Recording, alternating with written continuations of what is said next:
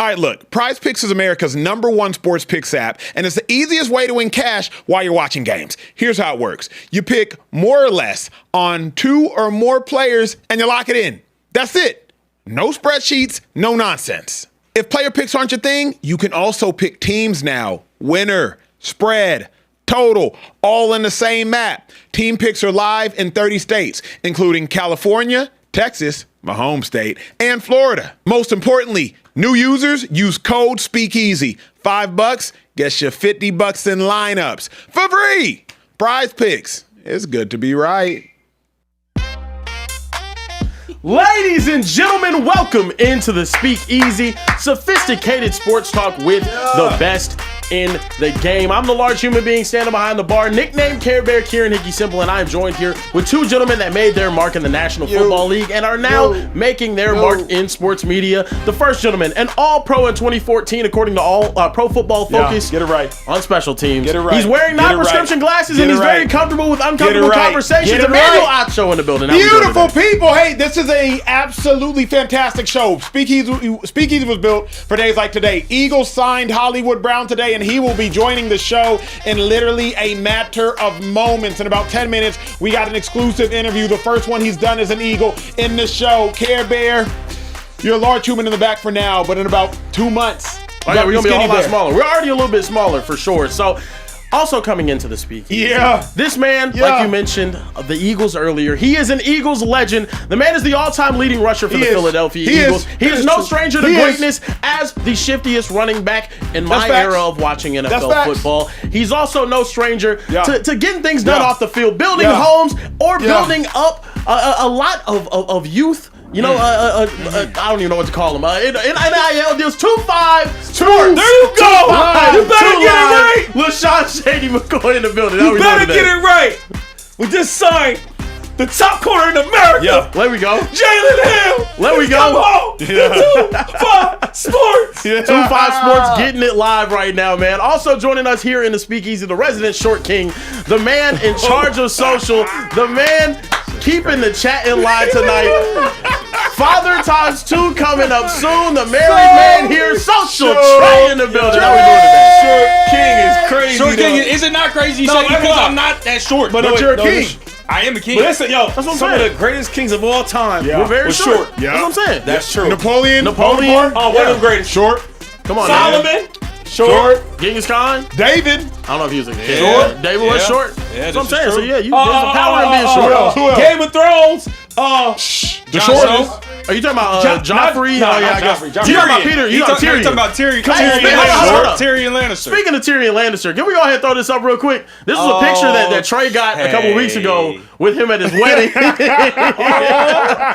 and Peter Dinklage right there. That's pretty awesome, bro. It's good to see you, Trey. Having Tyrion Lannister taller than me is outrageous. I mean, bro. For those of y'all that don't know Game of Thrones or watch the show, he is a little person. He's probably not much taller than this mic stand that I'm speaking into right now. So this is crazy, but just know, payback is a mother. No, I'm telling you. Hey, for the sake of time, we got too much to get to, bruh. Get to the breaking news, Carebear. We do have huge news in the NFL today, as it was announced Jalen Waddle, the Miami Dolphins wide receiver, was traded to Denver for a 4th-round pick. Actually, I think it was a first-round pick. More picks. Denver got Waddle, a 4th-round pick in this year's draft. Miami received their first-round pick along with a 3rd and a 4th-round pick in this year's draft. Also, the Broncos have made 0 free agent signings to this point up until the offseason. They now make this huge move to get Jalen Waddle, their first move of the offseason. A huge move to gain wide receiver help. This is an interesting trade. Who do you guys think won this trade between the Dolphins and the Broncos? This is one of those rare situations where it's a win-win. Let me start with the Denver Broncos. Reason to me went for the Denver Broncos is because you're bringing back the nucleus of the roster from last year, but you're adding a bona fide 1,000-yard wide receiver. And now not only do you have Courtland Sutton, who's kind of that big play 6'3", 6'4" wide receiver who can go up and get it, particularly in the red zone, you have a burner in Jalen Waddle. So if you have a DB who could match up against Courtland Sutton's long, striding, big frame, well, do you have the same DB that can match up against Jalen Waddle's low 4.3 speed? Think about the concepts and the combinations you can run when you have Courtland Sutton running the in-breaking routes, the dagger routes, if you will, and you have Jalen Waddle taking the top off of the defense. So for me, you're returning Pat Surtain. You're returning Nick Bonito. You're returning Courtland Sutton. sudden. Bo Nix is coming back. Then you add to that Jalen Waddle. I love what they're doing offensively. I believe Marvin Mims there as well. So I love what's going on there. On the flip side, though, if you're a Dolphins fan, you got 7 picks in the first 2 days of the NFL draft. That is a win.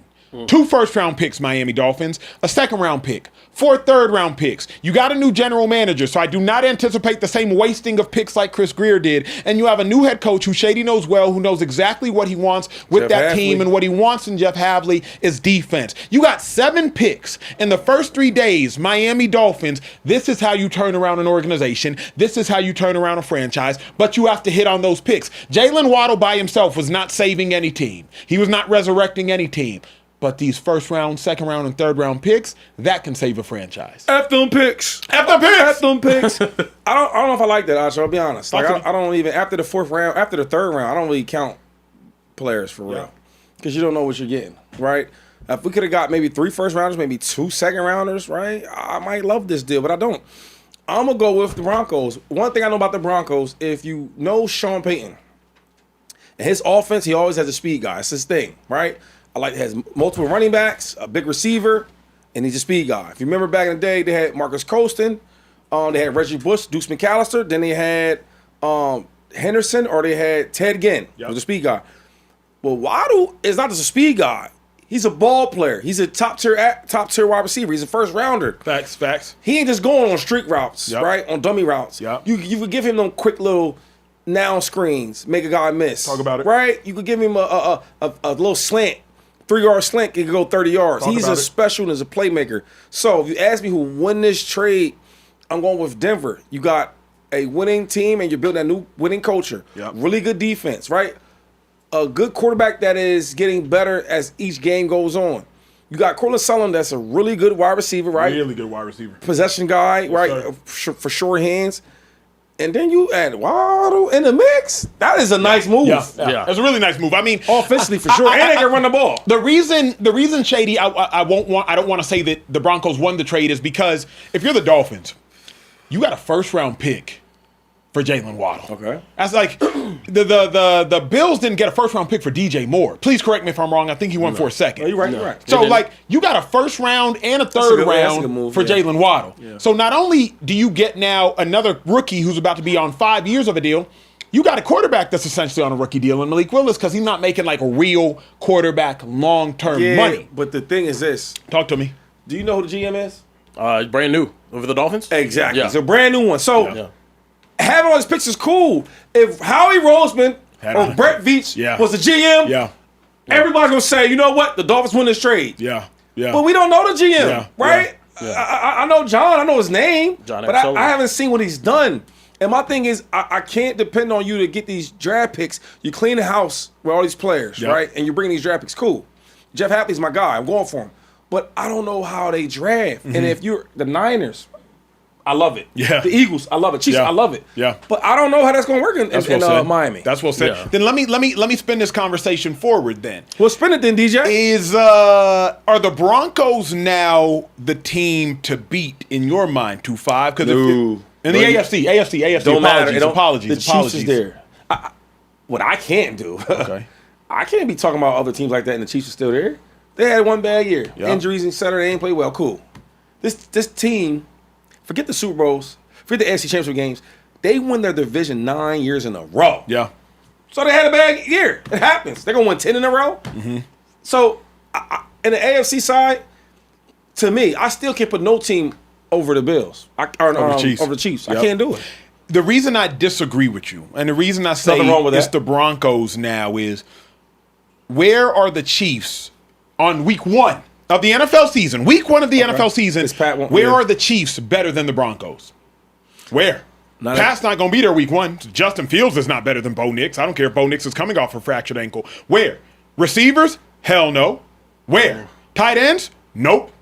Where? Secondary? Who's playing corner for the Chiefs? Where? Linebacker? Maybe. Nick Bolton, shout out to him. Where? Defensive line? Not even close. Where? Where are the Chiefs better than the Broncos? Yeah. I would say that the Broncos are the best team in the AFC going into this upcoming season because at receiver, Broncos probably got you beat, whoever you are in the AFC. Play caller, outside of the Chiefs, Broncos probably got you beat, whoever you are in the AFC. Cornerback, Broncos for sure got you beat, whoever you are in the AFC. In the secondary, Hufanga coming back, Broncos likely got you beat, whoever you are in the AFC. Nick Bonito there, outside of the Houston Texans as far as defensive line, Broncos probably got you beat, whoever you are in the AFC. So for me, the Broncos have to be the team on top in the AFC as we return into the season. Broncos and Texans, for me, two best rosters in the AFC. We'll see everybody else. mean, I'm not going to do that against you. That's a valid point. I'll just say this, man. The good thing is we have to play this thing on paper, right? Because everybody in America bet against the Chiefs in the Super Bowl against the Niners. I watched Acho say, where they got all these different advantages at? Only a quarterback, that's it. Defense goes to Niners. The talented goes to Niners. That's Wide receivers, the running back, everybody. So it's always like that, though. Yeah. I watched the Chiefs win championships when they were the most talented, and I watched them win championships when they weren't even near the top talent. Game-winning touchdowns to Sky Moore and Mecole Hardman. You know what I'm saying? So I'm going to let you have that tape, but I know one thing. I talked to the big man 2 weeks ago. Uh-oh. Yeah, Andy Reid? Oh, man. Andy Reid. Talk about it. He focused. Yeah. You know why? Because there's people giving takes like that, like you did. There's people saying the Chiefs is going to be done, Pat's going to be hurt, who's Justin Fields, all this stuff. He hears it. He hears the whispers. He going to be ready. Yeah. Yeah, no. I mean, you're talking about this Broncos team, though. This is a huge move They for are them good, though. to They get are another good. wide receiver to get a wide receiver that's a bona fide, really solid number two. I would say top 5 to 10 number 2 wide receiver over the past couple of years in the NFL when healthy. Obviously, the injury is a little bit of a concern for Jalen Waddle. But when you look at this wide receiver room, I want to get your thoughts. Jalen Waddle, Cortland Sutton, Pat Bryant, Troy Franklin, Marvin Mims, some young guys, Little Jordan Humphrey, Michael Bandy. Obviously, a solid enough room with some pieces, but who do you guys think the number 1 in this room is now, moving forward? Is it going to be a Jalen Waddle? Is it going to be a Cortland Sutton still, maybe? I think it is Cortland Sutton's room, and it's Cortland Sutton's offense until proven otherwise. Okay. Cortland Sutton is a receiver that's had back-to-back 1,000-yard receiving seasons in his tenure with the Miami Dolphins. Marvin Mims, good player. Marvin Mims, a burner. Marvin Mims had a huge catch in the game against the He's a good player, though. Patriots. He's a good player. Like, really good player. But, like, it's Cortland Sutton's team. It's Cortland Sutton's offense. Cortland Sutton, I think, has also been there for, like, 7 years or 8 years or something like that. Shady knows, like, bro, if you've been in a locker room for more than 3 years, you've more than likely seen the entire roster turn over. That's true. Cortland Sutton done seen Russell Wilson. He done seen Bo Nix. He done seen Jarrett Stidham. Like, Cortland Sutton done seen people come in and out. It's his locker room. It's his team. Yeah. I mean, moving forward, we're going to talk about the Dolphins side of this trade, though, more. Their wide receiver room does not look like the Broncos wide receiver room. It actually looks like, I don't know, it looks pretty bad. Tutu Atwell, Jalen Tolbert, Terrence Marshall, Malik Washington, Taj Washington, Theo Weiss Jr., and A.J. Henning make up that Dolphins wide receiver room. Also, like you mentioned, though, Acho, 7 picks in the first 2 days of the draft, 2 first, 1 second, and 4 third-round picks for the Dolphins, as well as a 4th, 5th, and 2 7ths. Dan Orlovsky had an opinion that he wanted to share on this. I'll let you guys take a listen to what he had to say. I think they can get a draft wide receiver that they can build around earlier in the draft. But it does make me think, because there's been 2 teams, and you've heard me say this, that I've said, like, these are the great places for the Alabama quarterback Ty Simpson. Arizona would be one, and Miami would be another. And I know they just paid Malik Willis. I know that.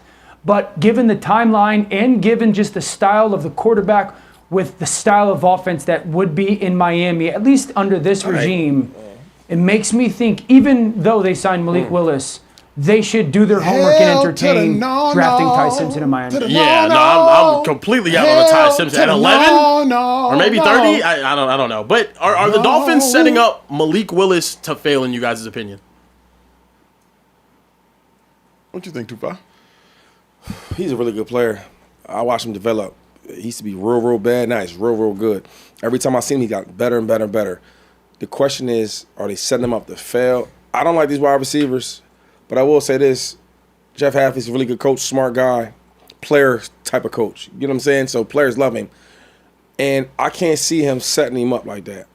They must have something going on where, because I'm thinking like Tutu well, right?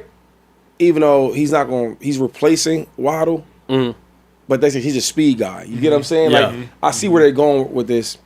I just got to see what happens, right? Like right now, the team is not complete. Right now, the offense is not complete. So I don't want to panic. You know what I mean? You still have the draft. You still can trade the draft. Part. You got 2 first rounders. You got a second rounder. You got 3 thirds. You might see something happen where they might give a trade up. So I don't want to panic yet. I do think they have smart head coach over there in Jeff Hadley, so he'll figure it out. Well, I'll interject here to add more context. The Dolphins are going to be over $100 million in dead cap money hitting this season. They had to, in my opinion, John Eric Sullivan had a horrible situation. Him and Jeff Hadley looked at this team and said, we need to blow it all up and rebuild it from scratch. And I do like what you said, Acho, about the Dolphins this past season. They're a soft football team. Yeah. They were a soft football team under Mike McDaniel, and now they're trying to rebuild it in Jeff Hadley's image. This GM and new coach combo gets 7 picks in the first 2 days of the draft to try to rebuild it, and it's what they had to do with $100 million, sending Jalen Waddle off and getting a first round back in 2/3. That's exactly what they need. Here's what I like what you just said. Remember, we got Hollywood Brown joining the show. Kieran, go ahead and try calling him while I give this take. Kieran just said something brilliant. Rebuilding it in Jeff Hadley's image. Players are a reflection of their coach. That's true. The Miami Dolphins for the last several years were small. They were fast. They were kind of like a quirky team. Who was their coach? Their coach was Mike McDonald. Small, kind of like a quirky individual. That's why you got a bunch of small, fast players. Shout out to Jalen Waddle. Shout out to Tyreek Hill. Shout out to Devon Achane. But eventually, Tua Tagovailoa. Eventually, you got to beat somebody down. Eventually, in a phone booth, you got to win a fight. You got to win a fight in a phone booth, and you can only win so many fights going to war with small, undersized players. You can outrun everybody, but what happens when you got to square up with somebody? And to me, the Miami Dolphins did not have that team. We got somebody in the Speakeasy. We got somebody in the Speakeasy. The newest Philadelphia Eagle has joined us. Hollywood Brown joining us. How we doing today? Come on now. Shout out. Hollywood Brown, people, please. Your first cheesesteak is on me. First cheesesteak. It's good. What's the deal? How you feel? You burned now? You in that Feeling green good, man. thing? Excited, man. Blessed, man. We over here chilling with the fam, enjoying it, man. Hey, hold on. Connection. You on your Wi-Fi, bro? That Eagles check must not have hit yet. You on your The Wi-Fi bad? Yeah, get on the Wi-Fi or get off the Wi-Fi. Wi-Fi. Unstable connection right now. We'll try to get you back up. My boy, Let me get right. Yeah, get right. We gonna dial you right back. We gonna dial you there right. we go. Oh, you good? You good? Stay there. Oh, not It's that. still lagging a little bit. Yeah. Hold on. Y'all know this. I know My boy, he in the town. My boy in the town. All right, there we go. There we go. I think we might be good now. There we go. There we go. We good. We All right, good? there we go. Yeah, you got to staring at a ceiling fan, but we good. There it go. I'm real quick before we start. Yep. I'm gonna DM you all the top spots. You know what I mean? You don't gotta pay for nothing. Yeah. In Philadelphia, it's a little different. You know what I mean? Football come first. Well, God, then football. hey, but real quick, what was the I guess what made you want to go to Philadelphia? Because I know you had a lot of options. Yeah. What made you Philly? Oh, man, just talking to Howie, talking to Nick, and they laying out the vision, laying out, how they could see me coming in, helping, and just, man, everyone speaks so highly about Philly. Yeah. And just, that was my favorite team growing up. I told Coach Reed that when I got to Kansas City. So it's just, glad to make it happen. Hey, what were the other options, bro? Take some people behind the curtain of free agency, because people don't realize, you got some offers here. They might pay you more bread, but you ain't trying to go there. Some teams might not pay you the same bread. What were some of the other teams you was considering? Man, what's crazy is, I was really considering going back to Baltimore. Got good relationships there.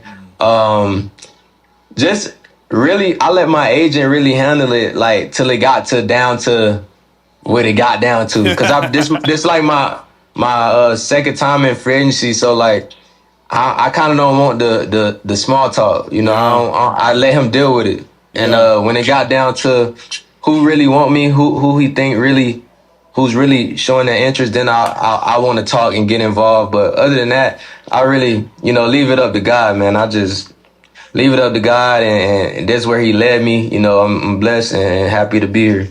Bro, you've done a lot in this league, though. So what was the ultimate goal in where you signing for a team? You want to win a chip? You want 1,000 yards? You want to hit your bonuses? You want a quarterback that's going to sling it? Like, what was the ultimate goal with the team you were signing with? For me, I still feel like I got a lot left to prove. I mean, my injuries like in my past, like really derailed me from really showcasing what all I could be. And just having, people that believe in me and me going somewhere that can win. Like, I ain't trying to go nowhere. I want to go somewhere that can win, that I can come in and help. I could come in and showcase what I could do on the winning team and be a part of something special. You should have said you want D, all the above. Because he going to get his yards, he going to get his bonuses, he going to win games. If he going to get a chip and get a good quarterback. When are you reporting to the city? To Philly? I'll be out there in the morning. Oh! All right. Wait, how long you just going for a day? About 2 days. I'll probably be there 2 days. I might make some calls for you, though. For sure. Yeah, get me right. I want to ask you a question, though. With all the chaos, right? Because we hear everything in the media. The AJ Brown this, AJ Brown that. Did you ask about that? Like, hey, man, is AJ going to be there? Because if he's not, obviously you're going to get the ball more, right? Your numbers going to get called more. Did that evolve at all in this conversation or not really? I mean, yeah, we talked about it. Of course, I want AJ there. Right. You want to be surrounded by great players, and he's a great player, and his last name Brown. So I want him there. But at the end of the day, me understanding that it is a business. I mean, he got to do it. He got to do it whatever he feel that's best for him.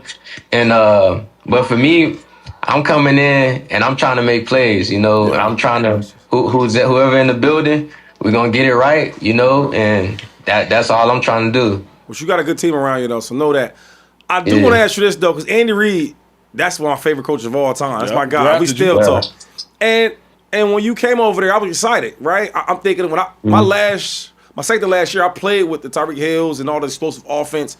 And when you came over, I said, damn, they about to get this thing jumping. What happened though? Because I ain't see a lot of that with the Chiefs. The normal offense, fast guys throwing the ball. Pat, Kelsey. What happened over there?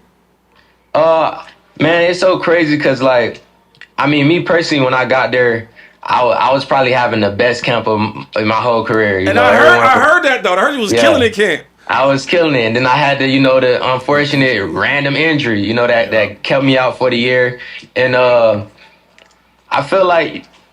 In this league, the margin of error is so small. That's true. Yeah. It's so small. And I feel like the group of guys and the staff we had with Coach Reid, I wouldn't probably be able to handle that adversity anywhere else than where I just handled it at. Yeah. The way he kept us, in it, the way we still never gave up. It wasn't a season we wanted to have, but it was a season that we all learned from. Yeah. Every player, from the coaches to the staff, that we didn't look at it as a loss. We look at it as a learning lesson. And that's what you could tell, that's a winning culture. Because when you go through a season like that, you could turn on each other. You can do this, do that. But for us, it was like, okay, we learned from this. Attack the offseason harder. Whoever going to be in that building over there, them guys going to get ready to go for the next year. And for me, even Coach Reid having ties to Philly, he spoke highly of me. So, I always got love for him and appreciate him. I got one more question real quick. Go ahead, 2-5. Now, when I left Buffalo, I came to the Chiefs, right? I played with Josh Allen, and then I played with Patrick Mahomes. Yeah, and everybody want to ask me, yo, who's better? What's up with them? And I'm like, yo, y'all not going to like the answer, but they super close. They super close. That's the only difference is Pat can turn that winning thing on like no other. Yeah. Now, you played with Lamar. Oh, that's facts. And then you played with Pat. That's facts. Yeah. Who better? Look, people always think I just be trying to duck the answer when I say this. Okay. I'm truly a guy that I appreciate greatness for what they is. Me too. I'm not a comparison type of guy. And I'm a Lamar advocate through and through. Right. He get too much disrespect. He one of the best pure football players that I ever seen in my life. That's facts. That's facts. And Lamar and Pat just Pat. Like one thing about Pat, what you can't argue is what he done accomplished. Yeah. And you don't accomplish what he done accomplished if you ain't great, if you ain't really that. So those two guys, man, I'm just blessed to be able to, tell my kids that, the traits that these two guys have, differences, similarities. But at the end of the day, I feel like just Lamar Jackson gonna go down as when it's all said and done. When you're done, they give you even more praise. Yeah. They gonna talk about him as one of the best football players to play the game ever. Hey, I need you to answer this question, and I'm gonna wait for it to stop freezing because this is what everybody want to know. It's what everybody want to know. Well, let me get I need to know. Go ahead, get a drink, bro. I need to know that. Get a drink, bro. Hey, people be talking bad about your new quarterback, and some of those people in the speakeasy, bruh.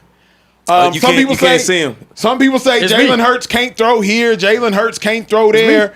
What is your take on Jalen Hurts? Because you stood on the sideline of a Super Bowl and watched him win Super Bowl MVP. That's true. You now choosing to put your livelihood in the hands of Jalen Hurts. What is your impression of Jalen Hurts as a quarterback? I always been a fan of Jalen Hurts.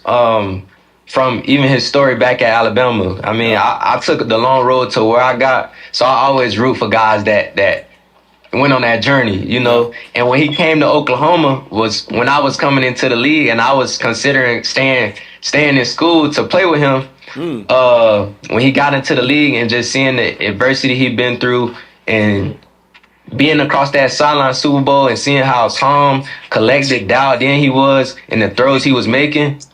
You get back to home and you get on the TV and you see people saying what he can't do.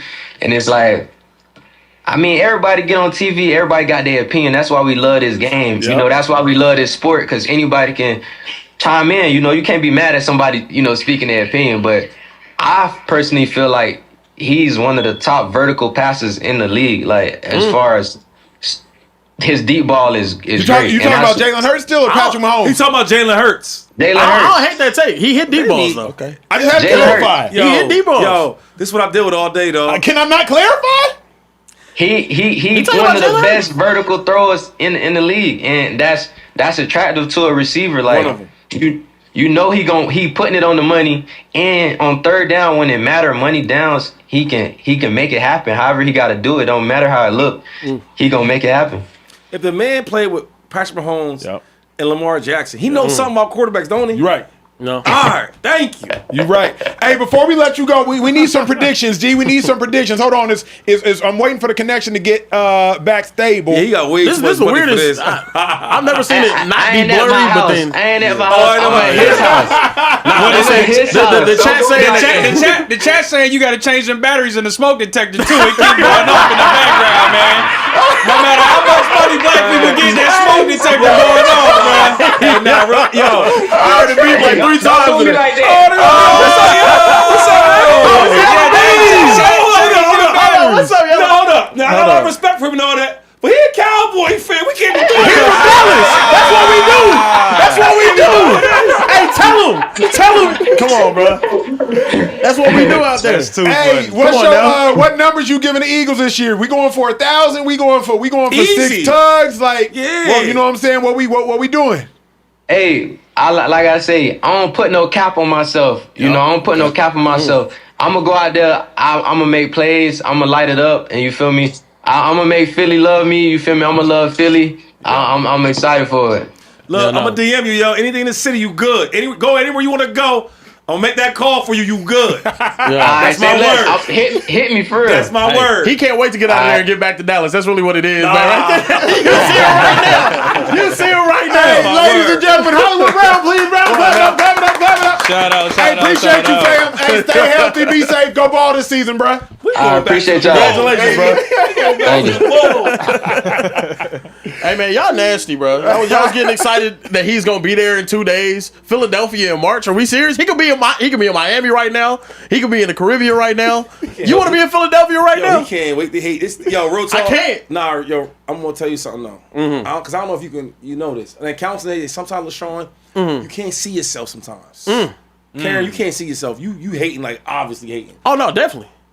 It's crazy. That's what I was here for. Oh, so you be hating sometimes? I know I be hating. Oh, okay, I didn't know that. I'm here to hate sometimes. Shady, this is a guy It'll be that fun. changes football jerseys on a weekly basis. Oh, no, Of that's course true. he's a hater. That's What? true. What's Yeah, wrong with yeah, this? come He got on. 30. Oh, you got 30 jerseys? That's true. That's 30 true. I do have a jerseys, lot of bro. jerseys. That's Hey, crazy. let's open the Jordan's super more. chats, G. We got to have some Listen, super chats. we Nah, do before have we a go to couple super chats to Yo, he get got to. this. That's crazy. Yeah, the Wi-Fi is crazy. All that money, you know that? That Wi-Fi. He said he was- wasn't at home. He said he wasn't He at home. said, bro, that was Yellow Beezy he was with. It was a got rapper. money But we don't know who No. else it was. It was probably But Yellow whoever Beezy. else it was need to pay that Wi-Fi Yeah, so- I don't know. and change them Hey, batteries. if you was watching it, change the battery, brother. Come on now. we gotta beat these stereotypes, man. That's tough. That's tough, bro. That battery always be chirping in the black house, though. We gotta beat that. No bro. matter how much money they Change get. the battery, man.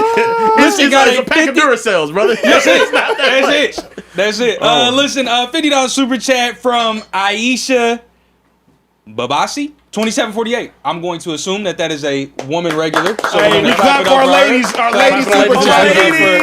Aisha. She said, "What's up, guys? Great show. That's our wide receiver 3. My Eagles go to the Super Bowl every other year. 22, 23, wild card, 24, about it. Super Bowl 25, Talk about wild it. card.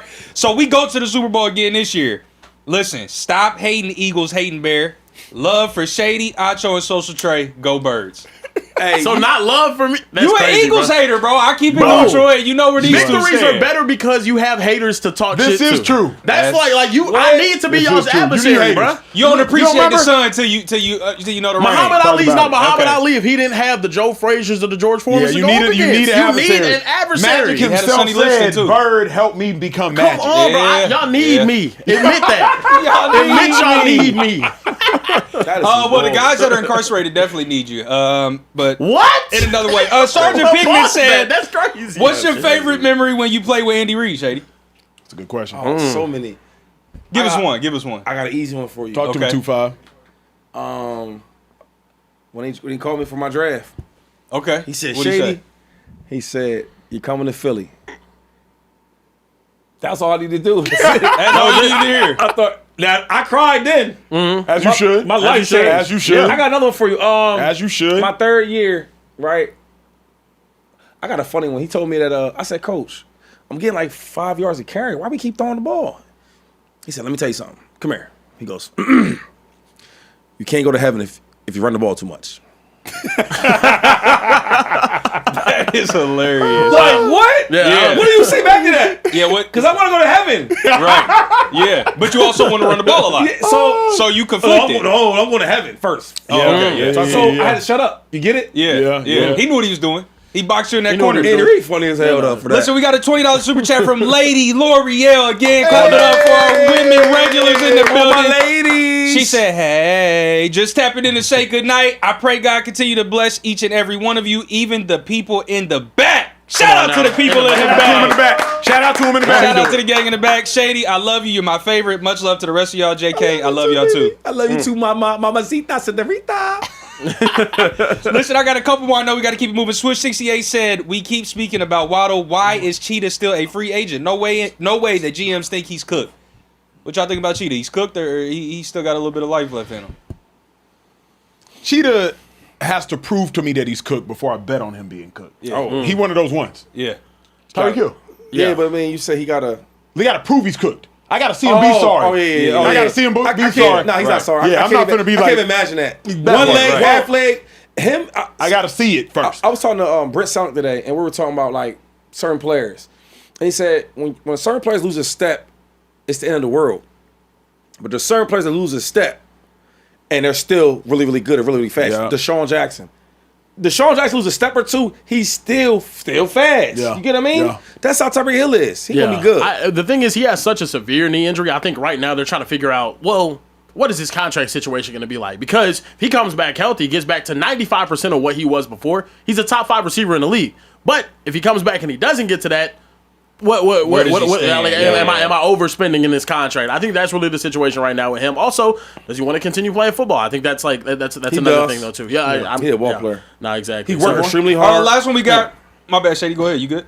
No, he just worked extremely hard. He's if you ever see him, he's muscled up. Yeah. That's facts. Last one from Sub-Zero X5X said, "Shady, quote, vouch for who I know McCoy, shows up again. Veach has been bad in recent years, and I'm with Acho. Picks plus cap space via dead cap are two major things that the Dolphins focus on this year with the trades." Brett Veach has been bad. Last couple of years, he's not wrong. Where? When Duffy just left, he was a drafted there. The cornerback before him that got high paid, Ladarius Sneed, he was drafted there. Where do you want me to stop at? Pacheco, right? A 7th round running back for a 7th round pick. 7th round draft pick. That's great. That's great value. Super Bowl. Who you want? What do you want to talk about? Is it left tackle? Hold up. Signing Kenneth Murray, the Super Bowl MVP. That's a good move. No, he's saying the last couple years. Is it Brett Veach's fault that one of his emerging superstar wide receivers has some off the field issues and he misses a certain amount of games? Is it Hollywood Brown? Had one of the best camps he had. He just told you that. He gets hurt. Is it his fault? I think what you would say is this. You would say the left tackle, Wanye Morris, yeah. And then you'd probably say, shout out to Texas, but first round pick, Xavier Worthy. Yeah, you probably hasn't turned into like a number one. Hasn't turned into a number one. You know what I mean? But, so that last 2 first round picks. I ain't really going to Texas to get what I need. But I'll just say this real quick.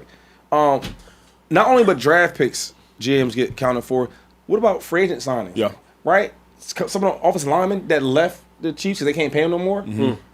But other teams gave him crazy amount of money. What's my man for the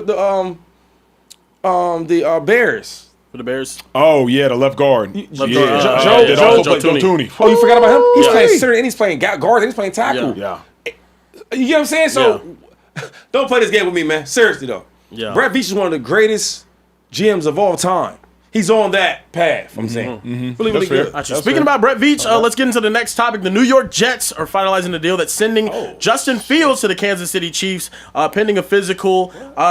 Justin Fields is now going to be on his 4th team in 4 years. The Bears, the Steelers, the Jets, and then now the Chiefs. This will be the first time in that span that he is with an offensive coach. Remember Matt Eberflus for the Bears, Mike Tomlin for the Steelers last year with Aaron Glenn, and now with the best offensive mind in NFL history, Andy Reid. And Cam Newton had an interesting take on this. I wanted you guys to take a listen on quarterback situations as it is. What he said. I don't think there's such thing as bust anymore. It's bounce to the next one. I got excited when I heard Justin Fields going to the Kansas City Chiefs. Oh, Andy! It's something that Justin Fields has never had. When I hear Kyler Murray going to Minnesota Vikings, man, I don't know what these coaches got in common, but they turn Urkels into Stephon. Peggy, come on now. Peggy would come in, they would kill him, and then out come Bud. Me, man. They're like, boo.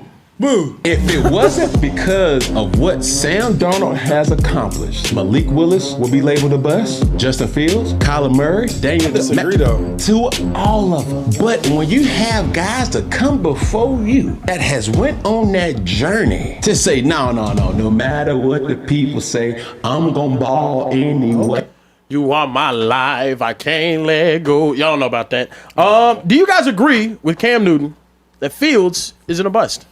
No. I can't agree with that. Not yet. Because Justin Fields' play hasn't proved that he has lived up to the status of being a first-round pick.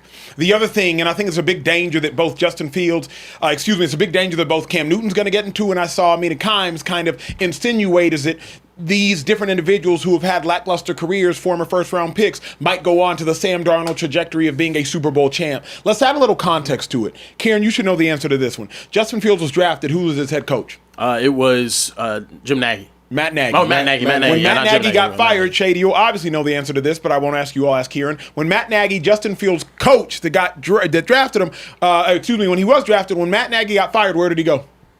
Back to, no, he didn't go back to the Chiefs. He was with the Chiefs before. He went back to the Chiefs. Yeah. To be what? The quarterback coach. Yeah. So you can't tell me that Justin Fields hasn't had quality coaching. That's a great point. Matt Nagy was the quarterback coach in Kansas City before coaching Justin Fields. Justin Fields gets Matt Nagy fired, if you want to say so. Matt Nagy goes back to Kansas City, where he's the quarterback coach, while Patrick Mahomes is winning Super Bowls and Super Bowl MVPs. So I'm not going to sit here and act like Andy Reid, as great of a surgeon as Andy Reid is, as though Andy Reid is the first good coach that Justin Fields will have. Andy Reid is the best coach that Justin Fields will have, but Shady can attest to this and Cam can attest to this, and I'll let y'all in on a secret if you're watching the Speakeasy. The head coach does not work with any singular position more than the position coach works with that position. Period. The quarterback coach is working with the quarterbacks in meetings, is working with the quarterback in endo, is working with the quarterback in team, is always working with the quarterback. Now, obviously, an offensive head coach is going to work with the quarterback too, but Justin Fields saw Matt Nagy as his head coach. Matt Nagy became a quarterback coach for the Chiefs. So I'm not going to sit here and act as though Justin Fields has not had coaching before in his life, and I'm not going to act like that, 2-5. Yeah, that's a good point, Acho. Now, I just want to be clear what I'm answering.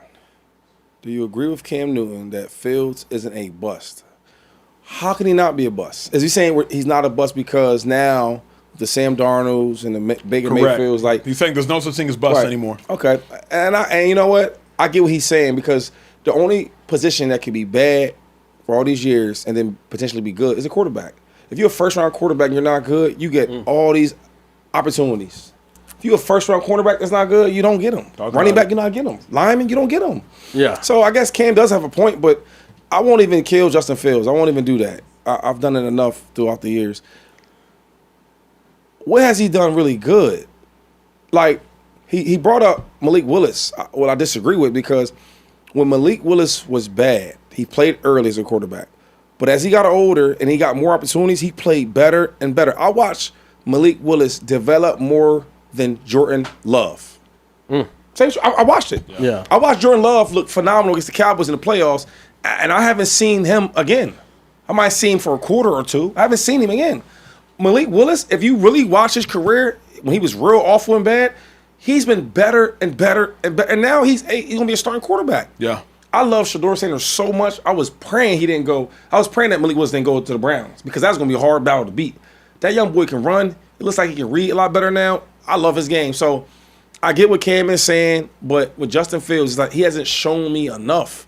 And he has some good coaches around him. Correct. Right? And it's like everywhere you go, it looks the same.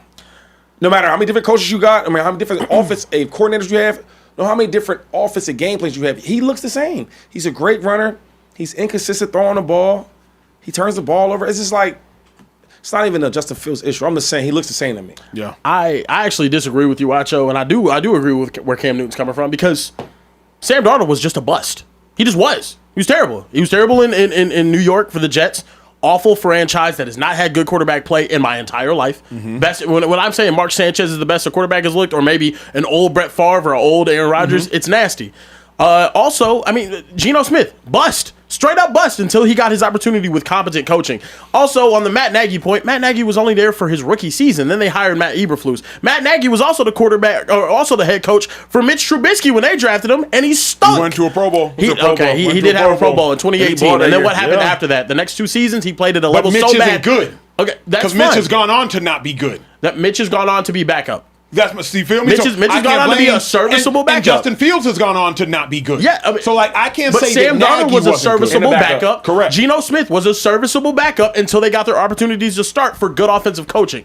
Kevin O'Connell and Clint Kubiak are far better offensive coaches than anybody else that Sam Darnold had been coached by. When you look at what the Bears had with Matt Eberflus, dog crap coaching. The best that Justin Fields has ever looked on an NFL football field was when he was with a little bit of structure, went 4-2, had 5 touchdowns, 1 pick for the Steelers. I'm not saying that Justin Fields is going to turn into a superstar and whatnot, but I think with these quarterbacks, I agree with where Cam Newton's coming from. They need to be in good offensive positions. Stop putting young quarterbacks, in positions to save a franchise when they don't have help and they have a dog crap offensive coordinator.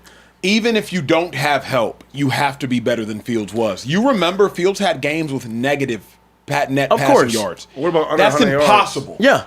Like negative net passing yards. They're awful net games. means your sack yards count against your passing yards. There were games where when Justin Fields dropped back to pass the ball, it resulted in less yards than it resulted in positive yards. Kim, that's near impossible to do. So I can't, and he was going on year 5 or year 6.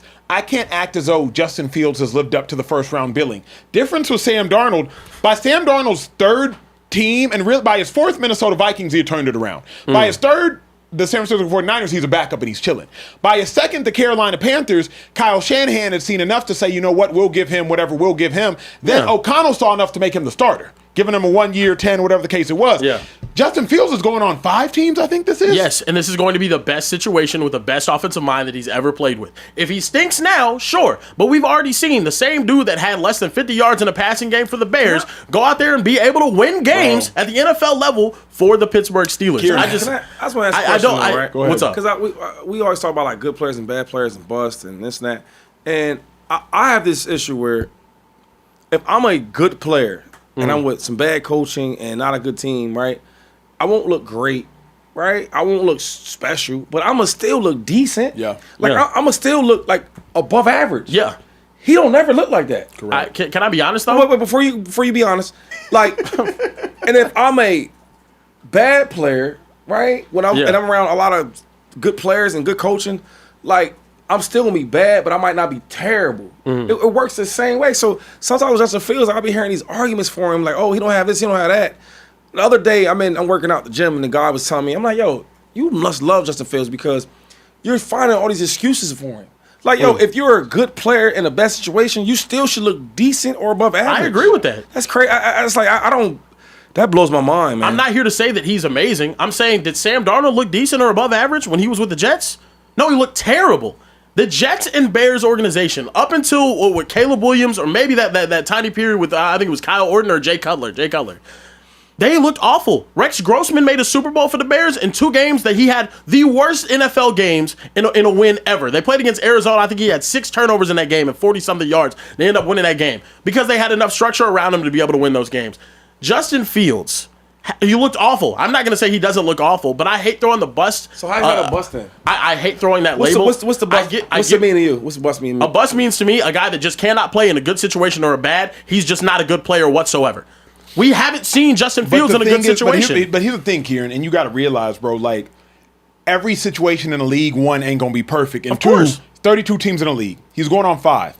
He's played for, what's 4 out of 32? Played for like 16% of the league. Like, how many teams you finna rattle off and it's like, oh, praise God, he finally found a good one. That's just not the way the league works. Unfortunately, the way the league works is like, okay, you get a chance. You're a first-round pick, you get a second chance. You're a top 5, top 10 pick, top 15 pick, you get a third chance. Then it's a wrap. We don't care about the excuses. We don't care about the situation. Not everybody goes to a great situation. Not everybody goes to a perfectly made house. Like, it is what it is. We ignore the fact that he got the 3rd chance with the Jets because he looked good enough in his 2nd chance. And there's 4 teams that he's played with now. 2 of them, utter dog crap, have had numerous busts at the quarterback position. Numerous. They're just not good offensive teams. Caleb Williams, if he goes out there and has a 4,000-yard passing season, it's the best quarterback season the Bears have ever had. The Jets quarterback goes out, does the same thing. It's the best season a Jets quarterback has ever had. Those are 2 awful, awful organizations who have also given him awful situations. His offensive line was terrible and he had no weapons. You know what? Let me go, Shady. Hold on, 25. Because this just dawned on me. Okay. Has Justin Fields ever been the best quarterback on the roster on the team he's been on? Grand opening, grand closing. I think you would ask a lot of Pittsburgh fans and say they got worse whenever Russ came in. That's not true, though. I think there's a lot of people that said that. Because 1, Russ was hurt. Russ came back from injury, got his job back. Justin Fields played decent enough. He was always going to get his job back. But that's my point. Justin Fields played decent enough. Russ still went back in and actually figured out how to throw the ball to George Pickens, which Justin Fields did. And you can even ask Tebow and Justin Fields can. And they would tell you, like, Justin Fields just didn't know how to throw the ball to George Pickens. Justin Fields has never been the best quarterback on his roster. Yeah. So, like, I just can't see. And I love, like, Justin Fields is cool as heck, right? Yeah. Good money. Like, great dude. Yeah. Great dude. But, like, Kieran, I can't with honesty look into this camera and say that, like, up until August, up until September of last year, would you have said Sam Darnold was the best quarterback on any team that he had been on? Vikings, of course. You would have said that he was better than the J.J. McCarthy that everyone shipped him off for? So you think last year before the season started, they made a god-awful decision sending him to Minnesota? They should, but I didn't like J.J. Remember, I never liked J.J. I know you didn't like J.J., you know what I mean? but the masses would say that, J.J. was the reason why he ended up getting shipped off. You would have said J.J. Well, was the GM didn't feel that way. No, the business. Yeah. You get a first-round draft pick. That's the and even Shady brought up a good point. Shady brought up a good point. Remember, Sam Darnold was still the best quarterback on the Jets. They just weren't good. Yeah. But remember, Justin Fields wasn't as good as, was it Tyson Bagent? What about Geno?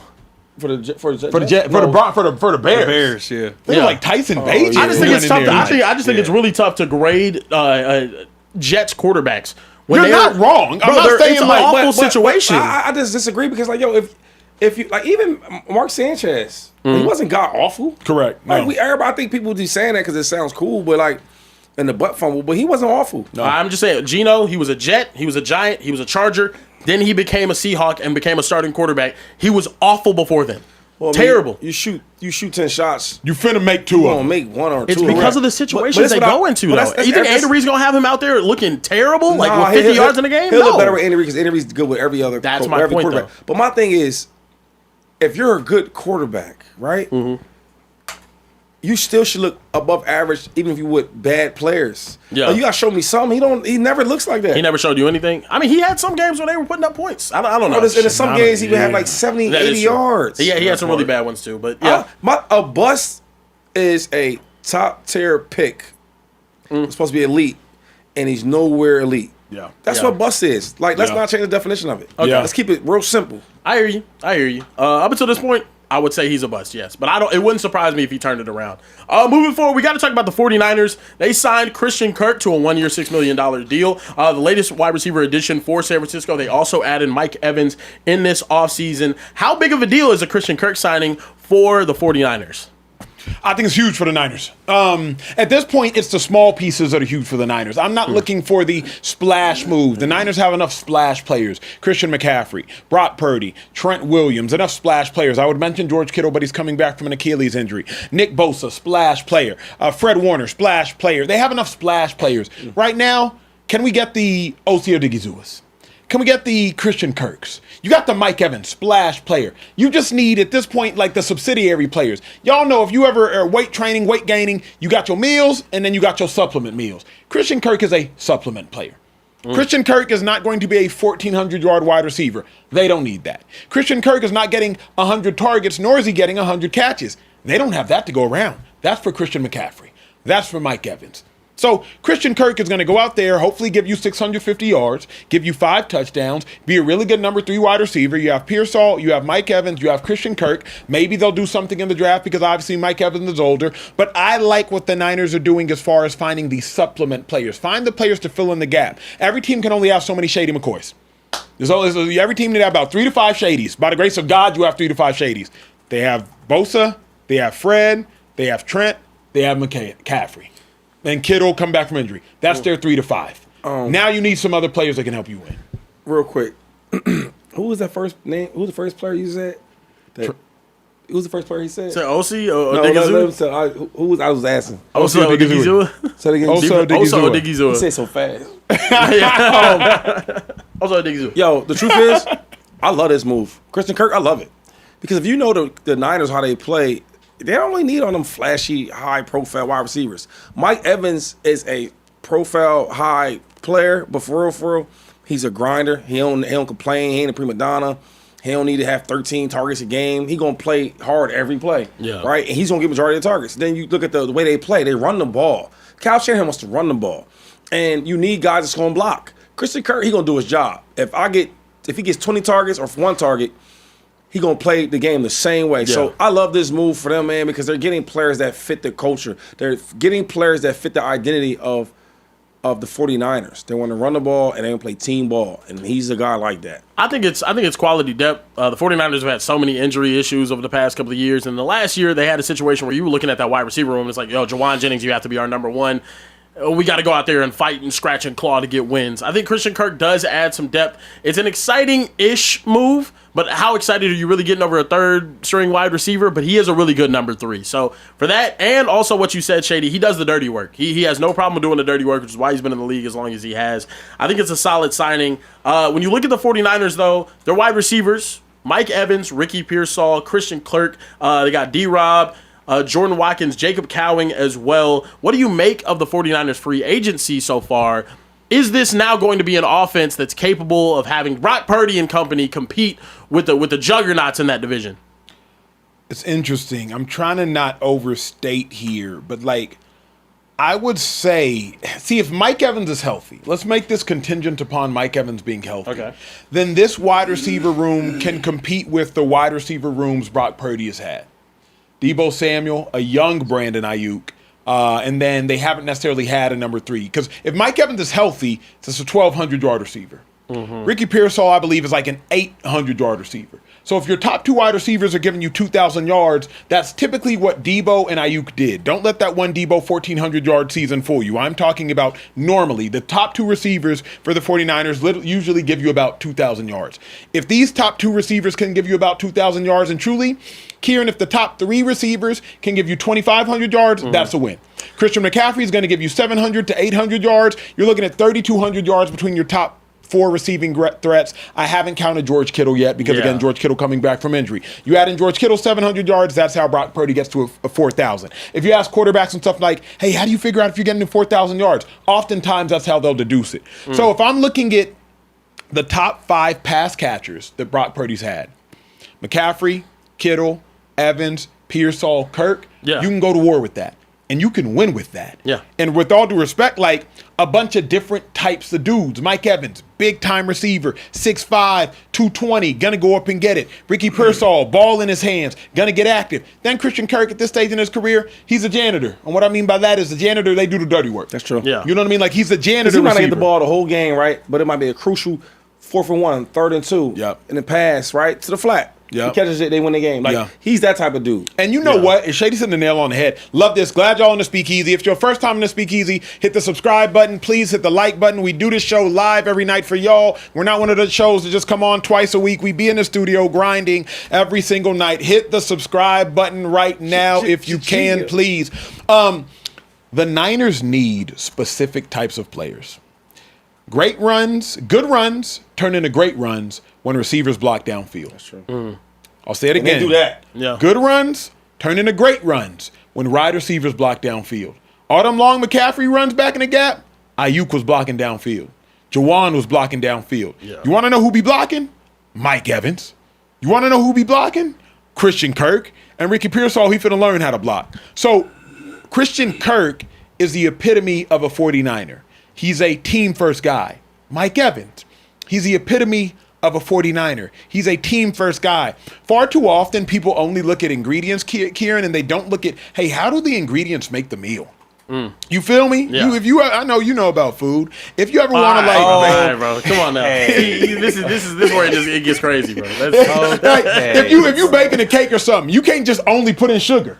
Eventually, you need flour. Eventually, you need baking soda. Eventually, you need all these other ingredients. You know, eggs. Why are you looking at me like that? I'm trying to see where you go with this. What I'm saying is, like, Christian Kirk. Turkey bacon? He might. A cake? In a cake? And a turkey bacon in a cake, brother? Nah, you like turkey bacon? I mean, I'm rocking with it now, yeah. You eating swine. I'm eating turkey bacon. You're eating pork. I'm eating turkey bacon. Yeah, that look like, boy, stop playing. I mean, I eat swine too. Y'all getting what Shannon say? I eat everything on the pig but the squeal.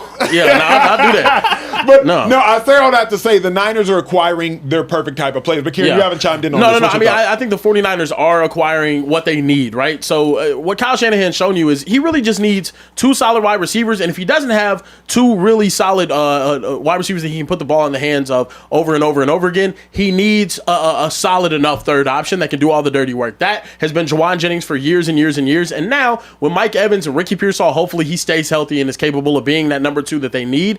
They can kind of have the balance that they need. He's a big 21 personnel guy with Christian McCaffrey on the field, with George Kittle on the field. And over the last couple of seasons, because of the injuries, he's had to try to like cheat and scam his way through it. Acho, we know you know about scamming, but he's been all type of shots.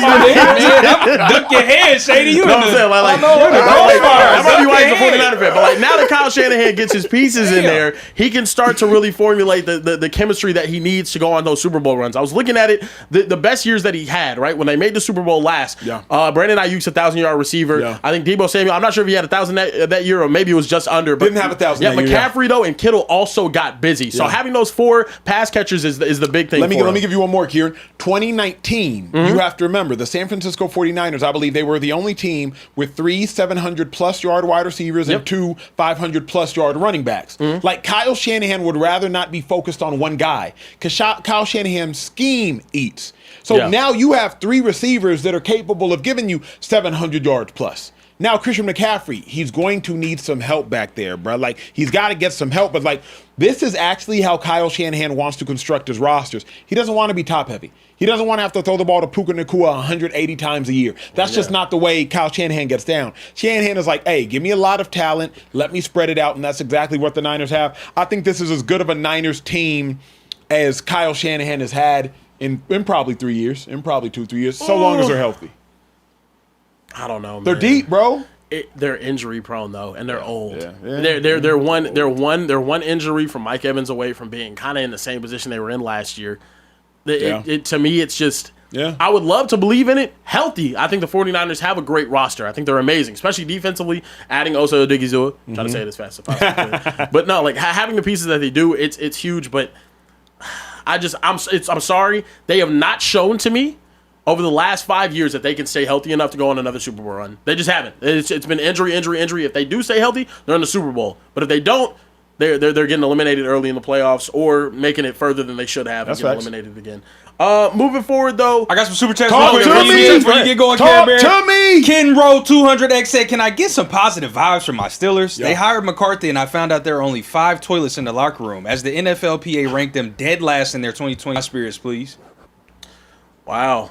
Hey, Ken Rowe, I appreciate toilets, the man. super chat. I ain't really got too much. How many toilets they have in y'all's? The Eagles? Yeah, when you was cleaning. Oh, Y'all getting crazy, but I will say this though. duck your head The for Steelers real, might not Shady. have the best facilities from the rankings, but I got them top 5 treating their players the best in the league. Eagles, you said? No, Steelers, yeah. I watch them dudes give guys not a lot of guaranteed money and dudes finishing their whole contract. Yeah, that's big facts. Where we at? Yeah. Listen, Dogs Barking Brothers said Fields has played for 2 historically incompetent franchises, looked his best under his first historically competent franchise. Yes, he's not lived up to the hype, and he needs to be better, but context matters. Context does matter. I just think, like, Does the Shady, Bills- yeah, They like people- Shady man. played for a long time. I played, for 4 years, but I was a part of a lot of teams. The point is, everybody doesn't get to go to a dream situation. That's true. Yeah. It's just not how it works, bro. Yeah, that's not how It's it just works. not. It's It's the just reality of it, I yeah. tore my Yeah. quad at the combine and got drafted to the Cleveland Browns. Yeah. Maybe if I don't rip my quad off the bone and don't get drafted to the Browns, maybe it's different. It doesn't matter, Acho. It's what the hell happened. Shady gets drafted to Andy Reid, becomes LaShawn Shady McCoy Eagles Hall of Famer. Who knows if Shady goes to wherever the heck, he maybe would've got he's not. busy. Yeah, but is he a Hall of Famer?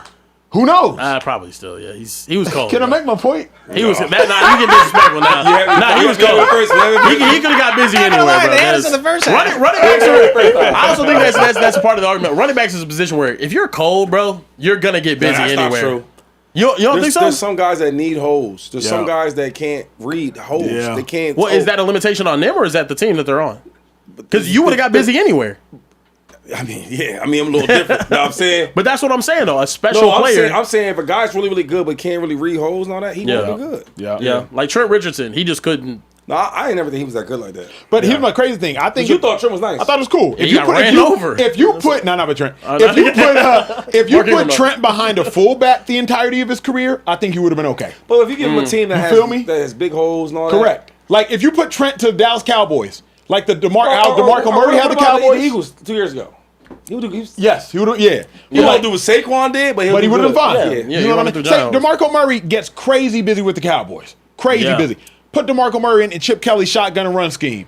He couldn't it's cut. not going the same. He couldn't Yeah. move. He But couldn't. DeMarco was good Yeah. though, but you gotta be in the right system. It's got to be the right system for some dudes. Yeah, for some dudes. Yeah. Listen, I got a couple more. Dogs Barking Brothers doubled down with another super chat and said, speaking of dream situations, Prime Acho versus Prime Shady in the Oklahoma drill. Who winning? Bro, come on now. Oklahoma drill, I'm getting Shady down. Oklahoma drill, but Oklahoma drill, I'm getting Shady down. In Open field, them needs is barbecue chicken, dog. I ain't gonna lie. No. You said Oklahoma drill, so limited. I got Acho in the hashes. I got Acho in the Women's Oklahoma base. drill too. Open field, yeah. What But Acho are we talking about? he said prime. We talking so All American college Acho. He said prime. Okay. College, I'm not missing. In the league, Wait, time out though. what's wrong? 2-5. What's wrong? Hey, you know what? I ain't about to do this. Cool. Bet. I'm gonna. Open field though is not a. I'm not gonna lie. No, I feel like Oklahoma drill. I feel like Shady had you touching ankles, Oklahoma, you bro. got 5 yards. What you gonna just dump me on the ground? No, I'm not. You're not getting slammed, but 5 yards, you're I'm not making me wrapping missing. up. Yeah. Because here's the thing about Tight me. quarters. I'm not a banger. I am a grab jersey, you're getting to the ground. But what I'm telling you is, between the hashes, It's like- what I'm good at though is, and I can make you miss in a phone booth. that is true. You know what I mean? Like I might give you content and spin on. Hold you. on, no. I might. Pause. Question. What Oklahoma drill? The Oklahoma drill where it's offensive lineman, defensive lineman, running back, backer, or the Oklahoma drill, Shady's on his One-on-one. back. Yeah. One-on-one Shady. One-on-one I might. He make you use. So Yeah. I'm like, go like you there. Yeah, no, that's you out there. Other Oklahoma drill? You got a chance. One-on-one. Here's the thing about it, though. Shady's not embarrassing me because I'm shooting. Yeah. The problem is too many people try to stay on their feet. No. I'm diving. I'm missing quick or I'm tackling quick. Yeah. I'm not like, I'm like Shady like that. Yeah. that's fine. But think about it. If you miss quick, You take you get off fresh the air though tape. sometimes. Like, that's why, people who be chasing somebody, knowing to do faster than them, dive. Yeah. Get off of the tape. Yeah. The moment Get you off the dive, tape. you're off of the tape. Right. I be And watching. you showing effort. Yes, I be watching DBs for 60 yards. Just, all you see is the back of their jersey number. No, I am. Make your business decision and just get it over with. And I'm off the tape. Yeah, Dude, right. what was that one dude that See, just like I that just too just smart for football. Like, who's thinking of that? You know what I mean? Because the coach ain't thinking. He like that. Hey, Good hustle. you know what I mean? Great effort. Yeah, What the hell are good you doing? hustle, yeah. Like, that's I'm a off good the point. tape, bro. That is a good point. Technically two more. I got to get to the $20 one. Gannon27 said, Carebear, give me a break. Oh, brother. The only reason Fields went 4-2 in Pittsburgh is because the defense was only giving up like 13 points a game. He wasn't the reason they won. he wasn't the reason they lost though too. He wasn't turning the ball over. We just That's saw true. we They just saw were kicking CJ field goals. Stroud. They We were just saw CJ Stroud lose a game that had no business losing because the man kept throwing the ball to the other it's team. your fault, though, Protect dog. the Wow, ball. What I do? Now you got him on this Quarterback same thing you wins. on. Yeah, With the quarterback whole wins. quarterback is a You're win right. thing. You're right. That's my I'm L. not saying Four it's a and win. two, and they averaging more field goals than everybody in the league. Like, come on, I That's tell on you. me. That's on me. That's on He me. didn't look that bad though while playing. He was doing good. Last one we got is from a new old super chatter. Don't tell me Reese in the building. No, not Reese. Mr. 2-4? No, not 2-4. Oh, you said. What's the dude from Philly? Oh, Philly. Victor Mo? Oh, not Victor Mo. Whoa, he had 10 touchdowns in 5 games and 2. Come on, I'm sorry. Hold on. One turnover that was crazy for Justin Fields. It A was new old super chatter? Yeah, in here all day, every day. Worrying us as much as he Central can. Cast, bro. Yeah, that's Oh, who it Central is. Grass, yeah. Oh, What'd but he it's say? love. It's love. It's love. though. Yeah, what's Central Grass It's not say? love for me. At symbol Lady Central Cast says, I made a new account so I can get some love as a lady super chatter. Oh. By the way, what's up, Big Barry? All love from my cell. I got a bunk just for you, my bear. We're not pausing that. Wait, I don't know what it is with guys that's locked up that like That's to talk weird, to bro. Carebear. Bro put himself Wait, in a read it again, position. though. Hold on, Read it hold on, again. hold on. Read it again. So time out. Not Run it only, back, Shady. not only did you put Read yourself. it again. Okay, all right, let me read it again. Lady Central Cast said, What he said? I made a new account. Did he? So I can get some love as a lady super chatter. Whoa. By the way, what's up, Big Barry? Man. All love from my cell, dog. I got a bunk just for you, my bear. Turn the lights out at 6 o'clock. Anybody see my bear? Lock 'em up. So let me lock 'em up. so let me get this straight. The man created a new account. Okay. That's a new subscriber, by the way. Yeah, New- we'll take yeah, it. sure, new We'll take subscriber, that. awesome. We'll take that. Bottom line loves it. Presented himself as a woman. Well, And then- Which he can do. He can Well, identify. He can identify as Yeah, that. he chooses. And then Yeah, right. proceeded to place himself in an incarcerated position and invite me in. To incarcerate your position. This is a different. This is a different level of sugar in the tank at this point, brother. Listen. This is Imperial Cane Brown, no Splenda. Like this is yeah. Come on, bro. Raw What are we sugar, talking if about? you will, huh? Hey, can we have a Crazy. we have a show intermission? Hey, Rome, you got it? Uh-oh. So What's up, bro? this is the last time I'm gonna do this. I hope so. From here on, I promise. I hope so. You have my word. Hey, y'all put the remotes down. Y'all turn the volumes up. If you're multitasking, lock in. It's the last time I will ever do this. This is the last time I will make a lineup on PrizePicks and not tell y'all. Because I made another 3 stacks today. Oh, my gosh. I did. I didn't even want to. Because, like, who is Acho Dasumu? He kind of tough. He is, but he like the 6th man. I did this. I saw Ant-Man Edwards wasn't playing today. So I used some common sense, 2-5. Where those 19 shots gonna go?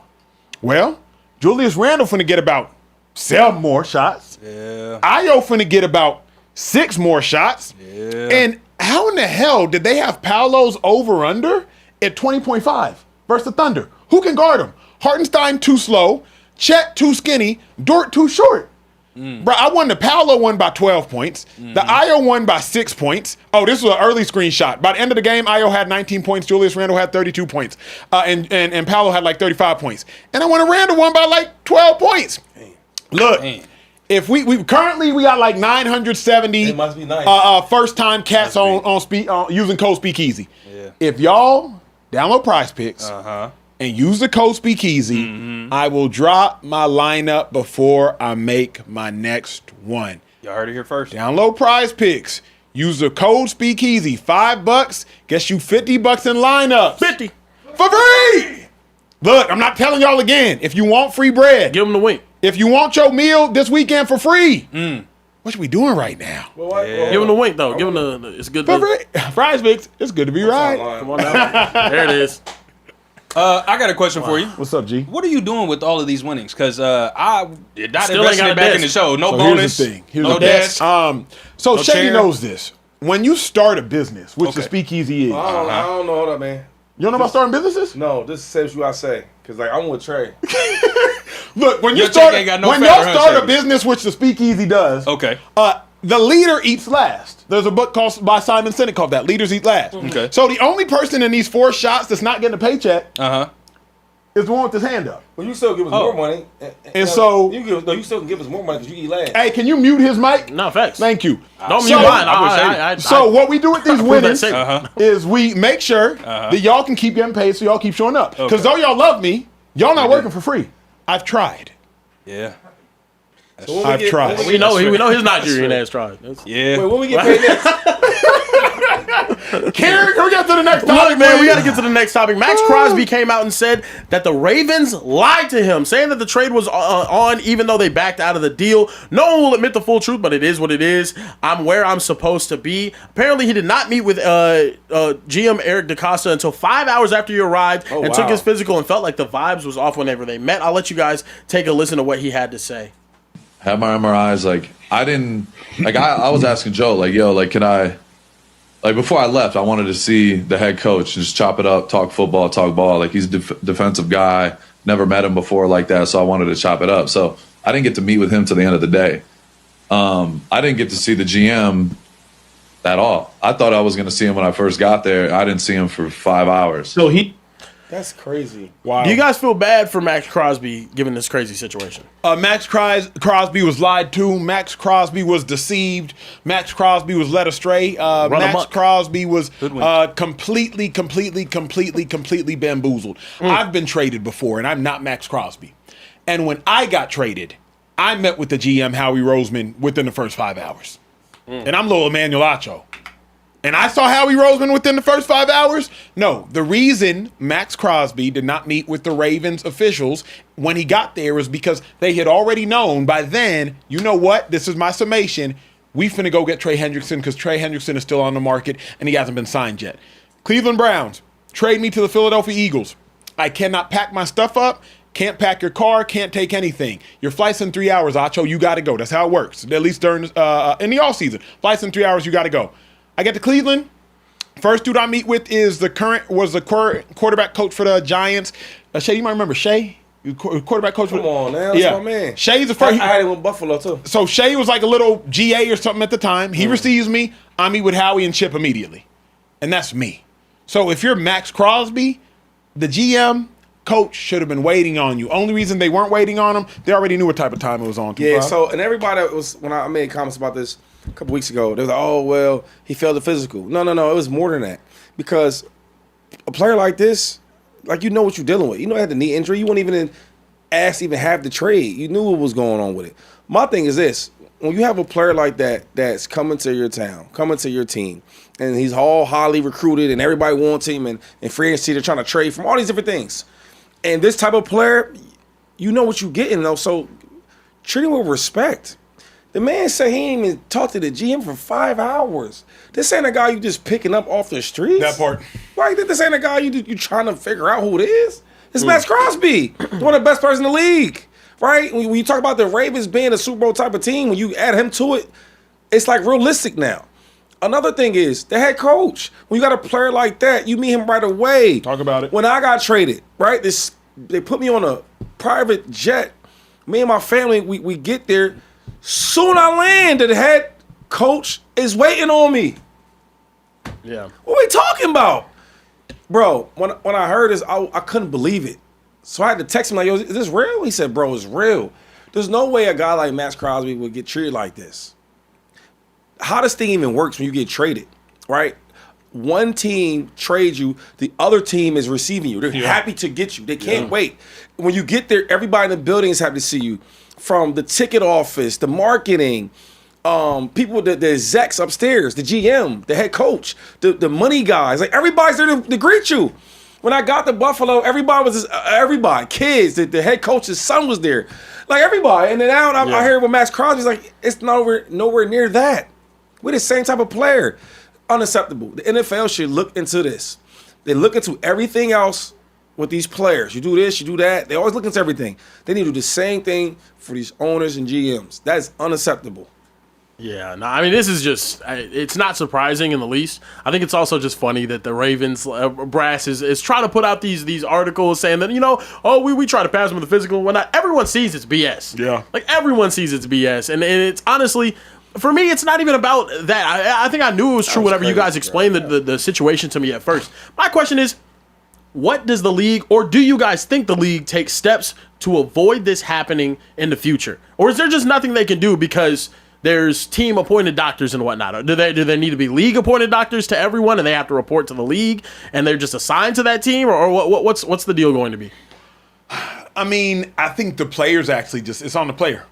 Players are always mistreated. Players are always led astray. Players just have to be wiser. Like, you can't put up your house on the market. Don't even try to do that. Come on, you can't say that. You can't say that. I just think players should be smarter. What do you mean? Meaning, I don't think the ownership's not going to change.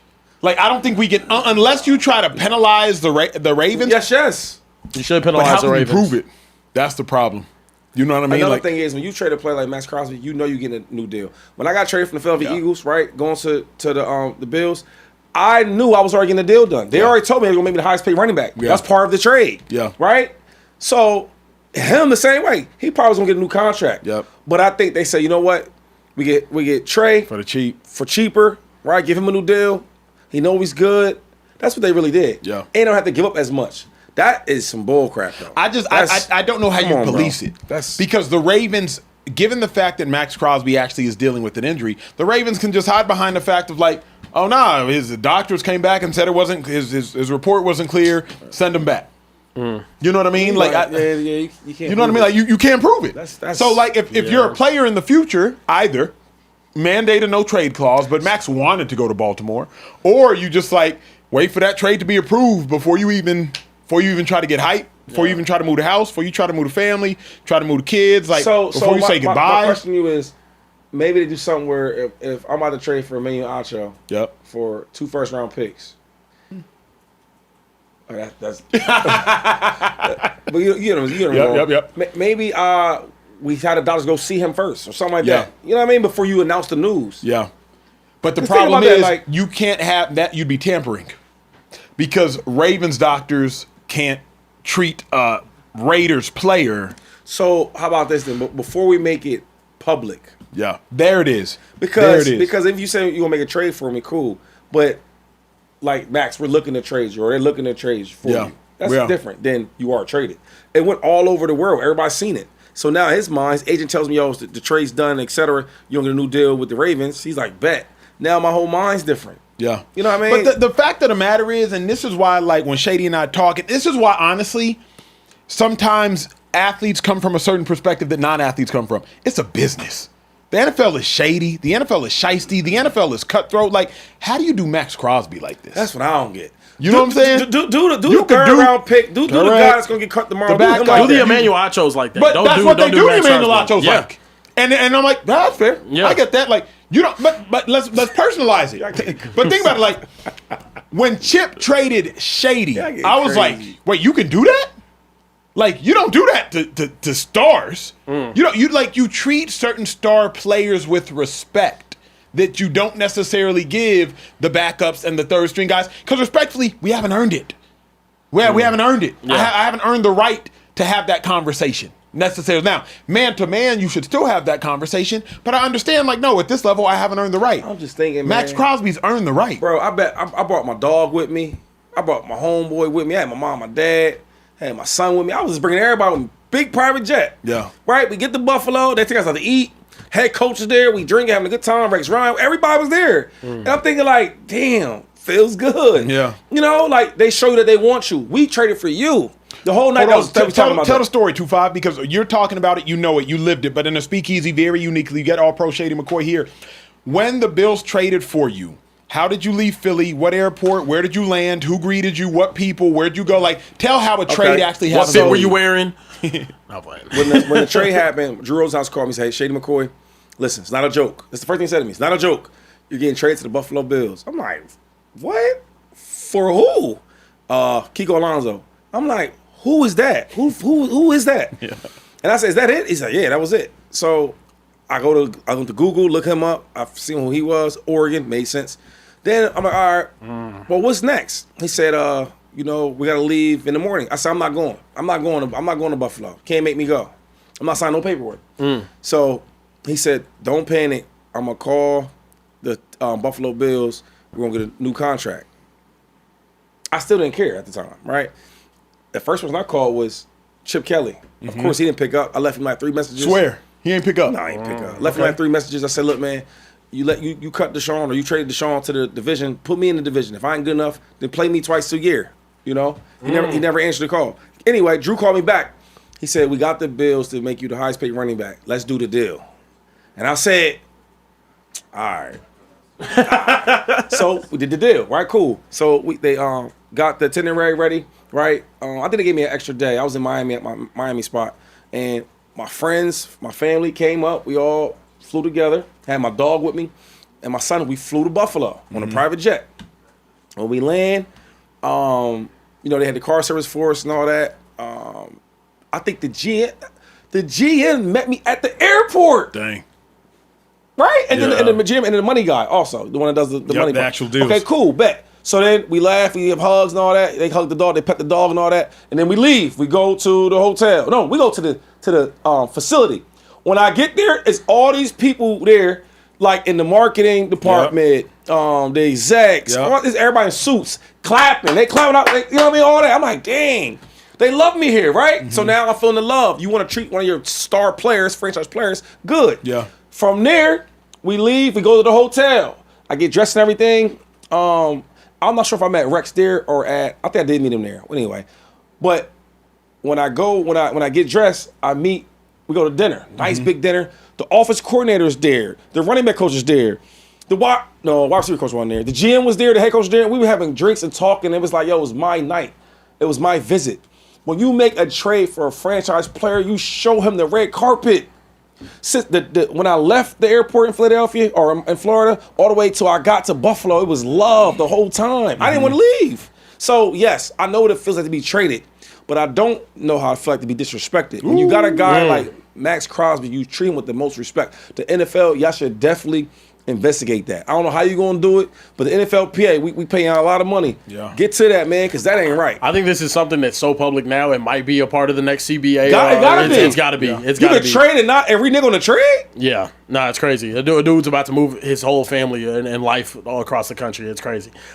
Moving forward, we got to talk about Kevin Durant in the news, not for not scoring as much as Luka in their head-to-head matchup, but because he said Michael Jordan would have joined LeBron James in a 40,000-point club if not for his retirements and injuries. He could have played past 42. I would say that MJ took off 4 to 5 years combined. You give him 300 more games of 30 points a night. That's not an exaggeration. That's what he averaged.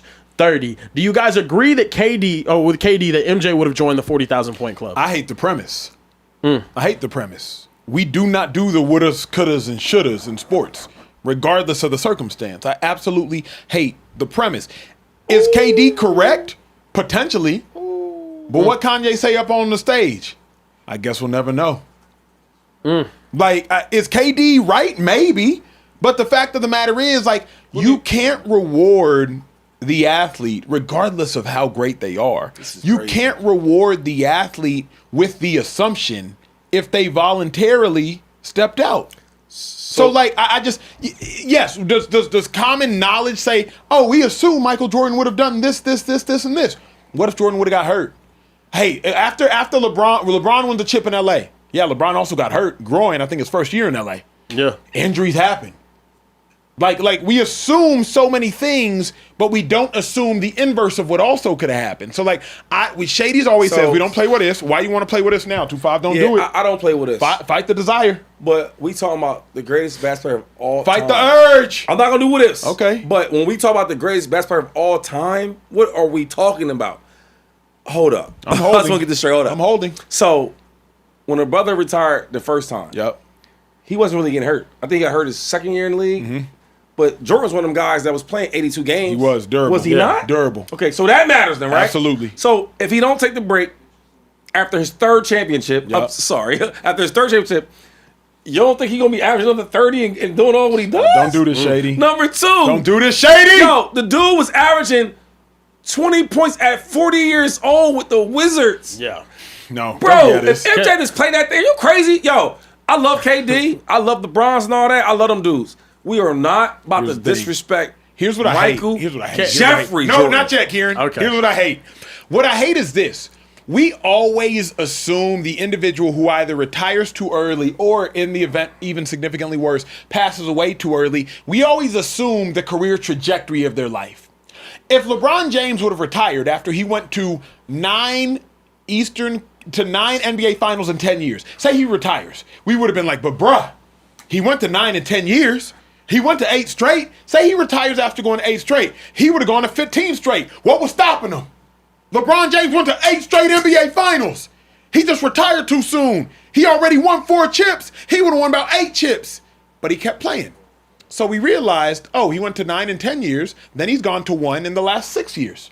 Because, like, it's never gonna go First like of all- this. And hold on real quick. Even I'm not gonna say names because everybody gonna get lost in the sauce of the names. Your favorite rapper, maybe your favorite singer, maybe your favorite R&B artist, maybe only have about 3 albums. But bro, they would have been if they. So like, I don't play these what if games. You don't know how it would play out. You shouldn't play what if games. But there's certain people we can do it with though. We Yeah. can do it with the Jordans. We can do it with I don't think the so. Michael Jackson. You can't. Because think about it. Whoa, Why can't you? I don't want to think about it. I just want to talk to you Why about can't it. you do it with the Drakes? Because you should have been able to do it with the Drakes. Let's do it with the- Then he saw Kendrick Lamar. Time out. Hold on. And since he's seen Kendrick Lamar, we ain't heard from Drake much Time out. since. Wait, hold on. Sorry, that's a horrible Hold thing. on. Yeah, So continue. the Michael Jordans, the Michael Jacksons, you can use Drake. Use Drake. So you telling me after his 3rd or 4th platinum album, you don't think he's gonna get any more if he just stopped rapping? Michael Jackson, after his 3rd platinum album, you don't think he's gonna go platinum again? Because the brother's gonna go diamond. No, too. that's not what I'm saying. No, that's what I'm saying. Okay. Because you want to manipulate the conversation like you always do. So I'm gonna bring you back Now to I'm a- reality. now I'm a right? manipulator. Right. For the Now people I'm a that ain't reading manipulator. the 13,000 books, I'm talking to them. Right? That's me. Answer a question though. So Michael Jordan, Michael Jackson, Yeah.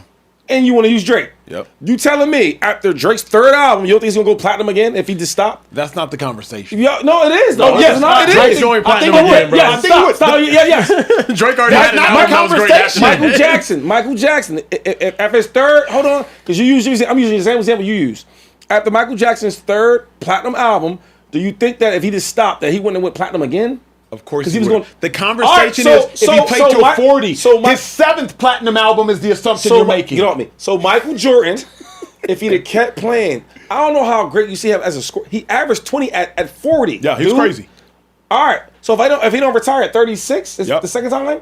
What are we talking Here's about? what we talking about. You are assuming I'm good. you're assuming the time that Michael Jordan took off, he would have stayed healthy and continued to average X amount of points. Like you're well, real quick, another thing you keep talking about. What if he would have got hurt? You keep saying hurt. How many times did he get hurt though? You keep saying that. Why? Well, you kept How many taking times breaks. was he getting hurt? I'm asking you because you Shady, keep saying he this. took breaks, bro. Answer the question. He wasn't getting getting hurt. Okay, there's more times in playing 82 games than not playing 82 games. Yeah. All right, so stop acting like this dude just gets hurt and all that, and he's missing games. I'm just saying, you're assuming. No, you're no, assuming. I'm assuming what he does. Well, Michael Jordan, this is what we do know. We know that Michael Jordan can score buckets all the time. Absolutely. When he's young or he's And old. when he's old, yep. Okay, we know that Michael Jordan plays games. 82s and all that, Yep. right? I'm talking about things that we know he does, bro. You talking about, I don't know what you talking about. I'm talking about the fact that you're making critical assumptions. You're making the. What am I assuming? The only thing you're assuming is you're assuming health, and you're assuming he stays at the exact same trajectory. But I think, does he do that? No. So, But like, LeBron don't get hurt either. But LeBron did get hurt. You feel me? Like LeBron didn't get hurt. LeBron is Iron Man too. okay, how many times LeBron been hurt, Acho? You keep saying he's been hurt. I'm saying He don't really get hurt like that either. correct. But So he got hurt. So a year? So I'm Or saying so, or a couple but games? What are we assuming? Kevin Durant is assuming. Hugh Hefner. We know he get girls. Yes, we he know does. that. Yes, he does. Right. Can I chime in? How old was he when he died? Is it 70 something? Nah, he was in his 80s. He's I think. 80s. He's Almost in 90. So almost 90. Yeah. So if he stopped having the Playboy mansions and all that at 56, Yep. we still know. Yeah. He died in 91, yeah.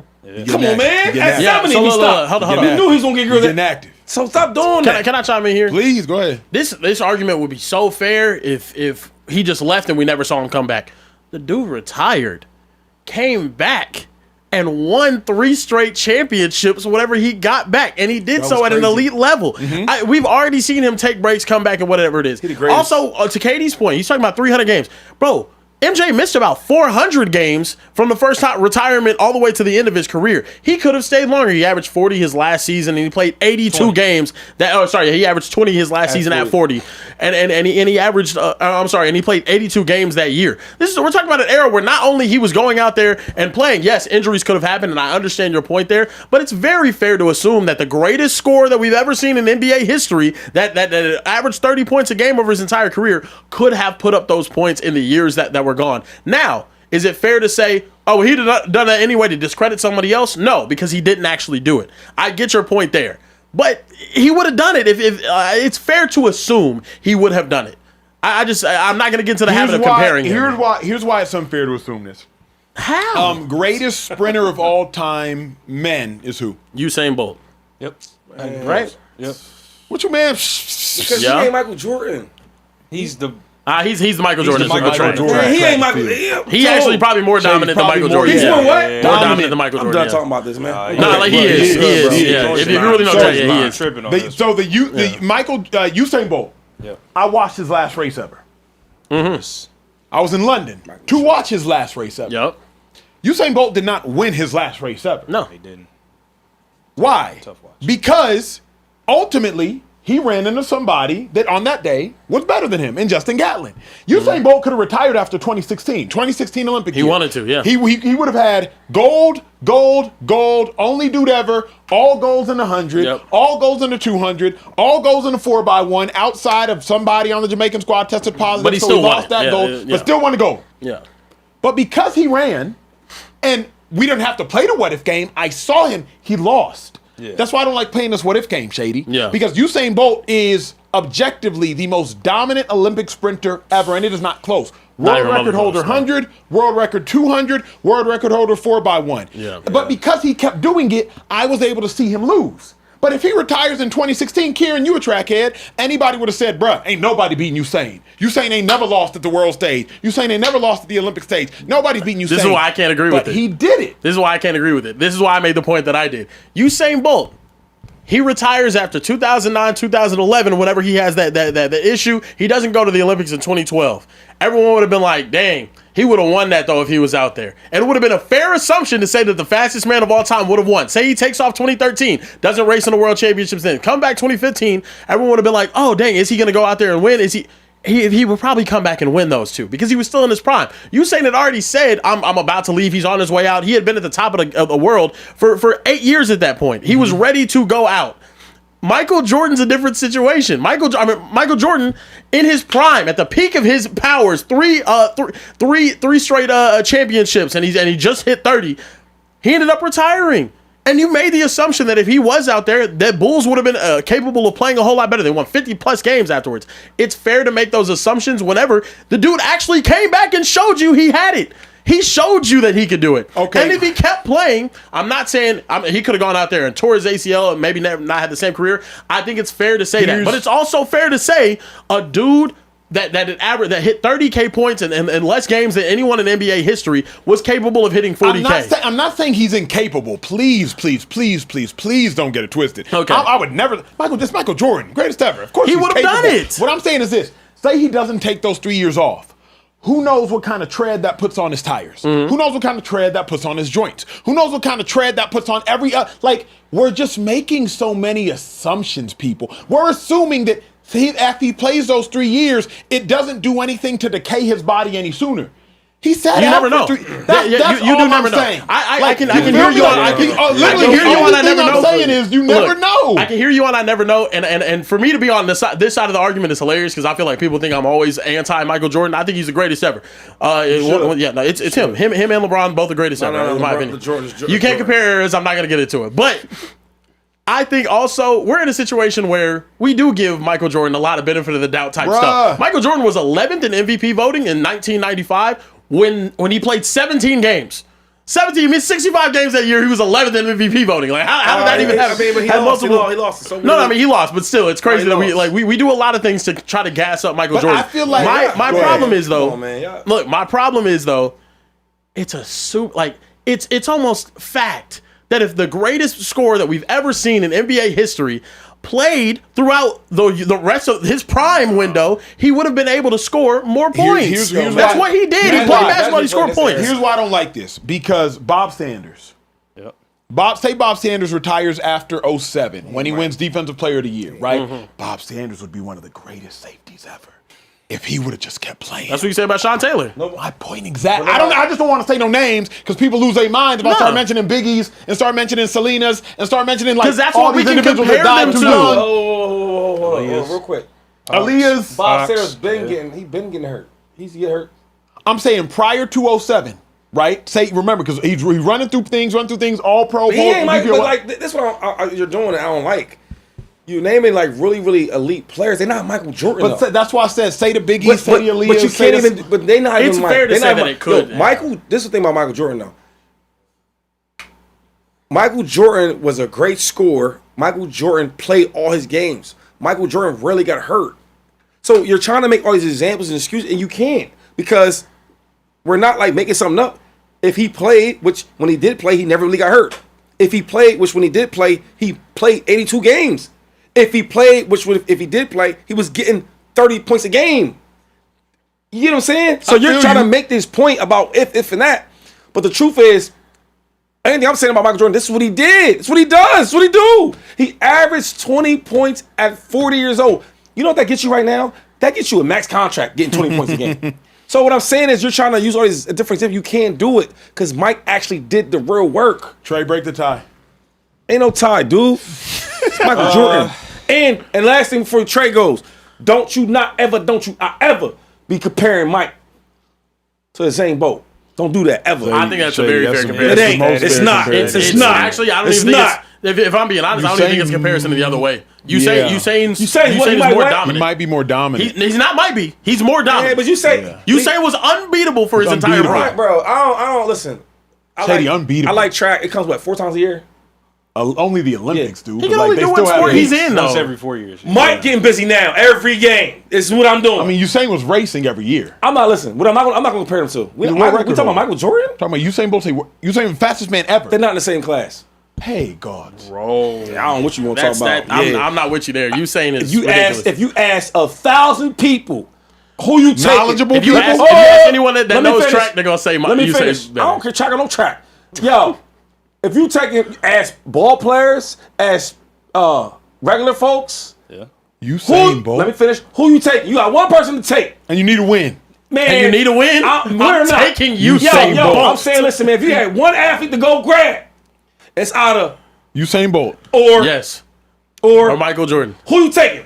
1,000 people gonna take Michael Jordan. What's the criteria? I'll build the But criteria also, for you. we're not acknowledging if I had that to 1,000 people could be if wrong. I had to bet every cent, hold on. If I had to bet every cent that I own Talk about it here. on every cent that I own or I'll Put ever that, own, put that in the chat. if I had to I bet got you. every single cent that I own, that I have owned, that I'm ever going to own, on Usain Bolt winning one race, a prime Usain Bolt winning one race, or Michael Jordan on any basketball team in history winning one final series. Okay. I'm placing every dollar that I've ever earned and every dollar that I will ever earn on Usain Bolt winning that race. Shady, It is a foregone conclusion. Usain Bolt is winning that race. Usain was greater. Listen, man. Whatever scenario you want to make, he's doing a game, one game versus whatever he want to do.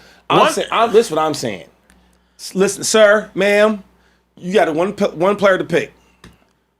Do you want to pick Michael Jordan, or you want to pick? Are we picking for swag? Are we picking for shoes? Whatever you want to do. Whatever you want to do. If we're picking whatever you want to do. We forget how good Usain Bolt No, we was, don't. bro. This Only is one crazy. person in here does. This is If Usain we're Bolt picking dominance, in an it's Olympic Usain final in a Bolt. 9-second race was 10 meters before going across Shady, the line. I'll say this That's much. crazy. If you're picking swag, MJ. I'll say this much. If you picking Swag, MJ. Okay, If and- you're picking dominance, Usain Bolt. He's the most dominant athlete. This is what I will say. He's the most dominant male athlete ever. Okay, cool. Yes. Well, how about this?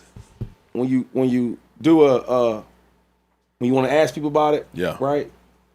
You want to say who's you take, who's on your wall, whose posters on your wall. It's gonna be Michael Jordan. Can I say this? Can I say this? What you talking about, man? I ain't playing around the with y'all. gap between Usain Bolt and the next best sprinter of all time. Correct. Is it wider than the gap between Michael Jordan and the second best basketball Yo, player? can we talk about Way let's talk wider. about like way we should be wider. arguing It's like not even Michael like Jordan. Here's Like, the thing. People don't argue Usain and anybody else. There are Jordan LeBron debates. Yes. People do not argue. You can't debate anything else. So and so might be better than Usain Bolt. There's no debate. Nobody argues that, Shady. Some people think Nobody- LeBron is better than Jordan. Nobody- I'm just saying, but I don't even know nobody that loves him this much like y'all. This is crazy. Like, Nobody Oh, has no, ever in you say history. that- what are we- Nobody has ever in history won a 100, 200, and a 4x1 at back-to-back Okay. Olympic final. Cool. You- Or Olympics. cool. Now, if you're saying basketball, He did it 3 times. Yeah. Shady, Like- basketball is a more popular sport. In Michael America. Jordan is more, yes, And I live in America. and sorry, Michael Jordan is more sorry. beloved.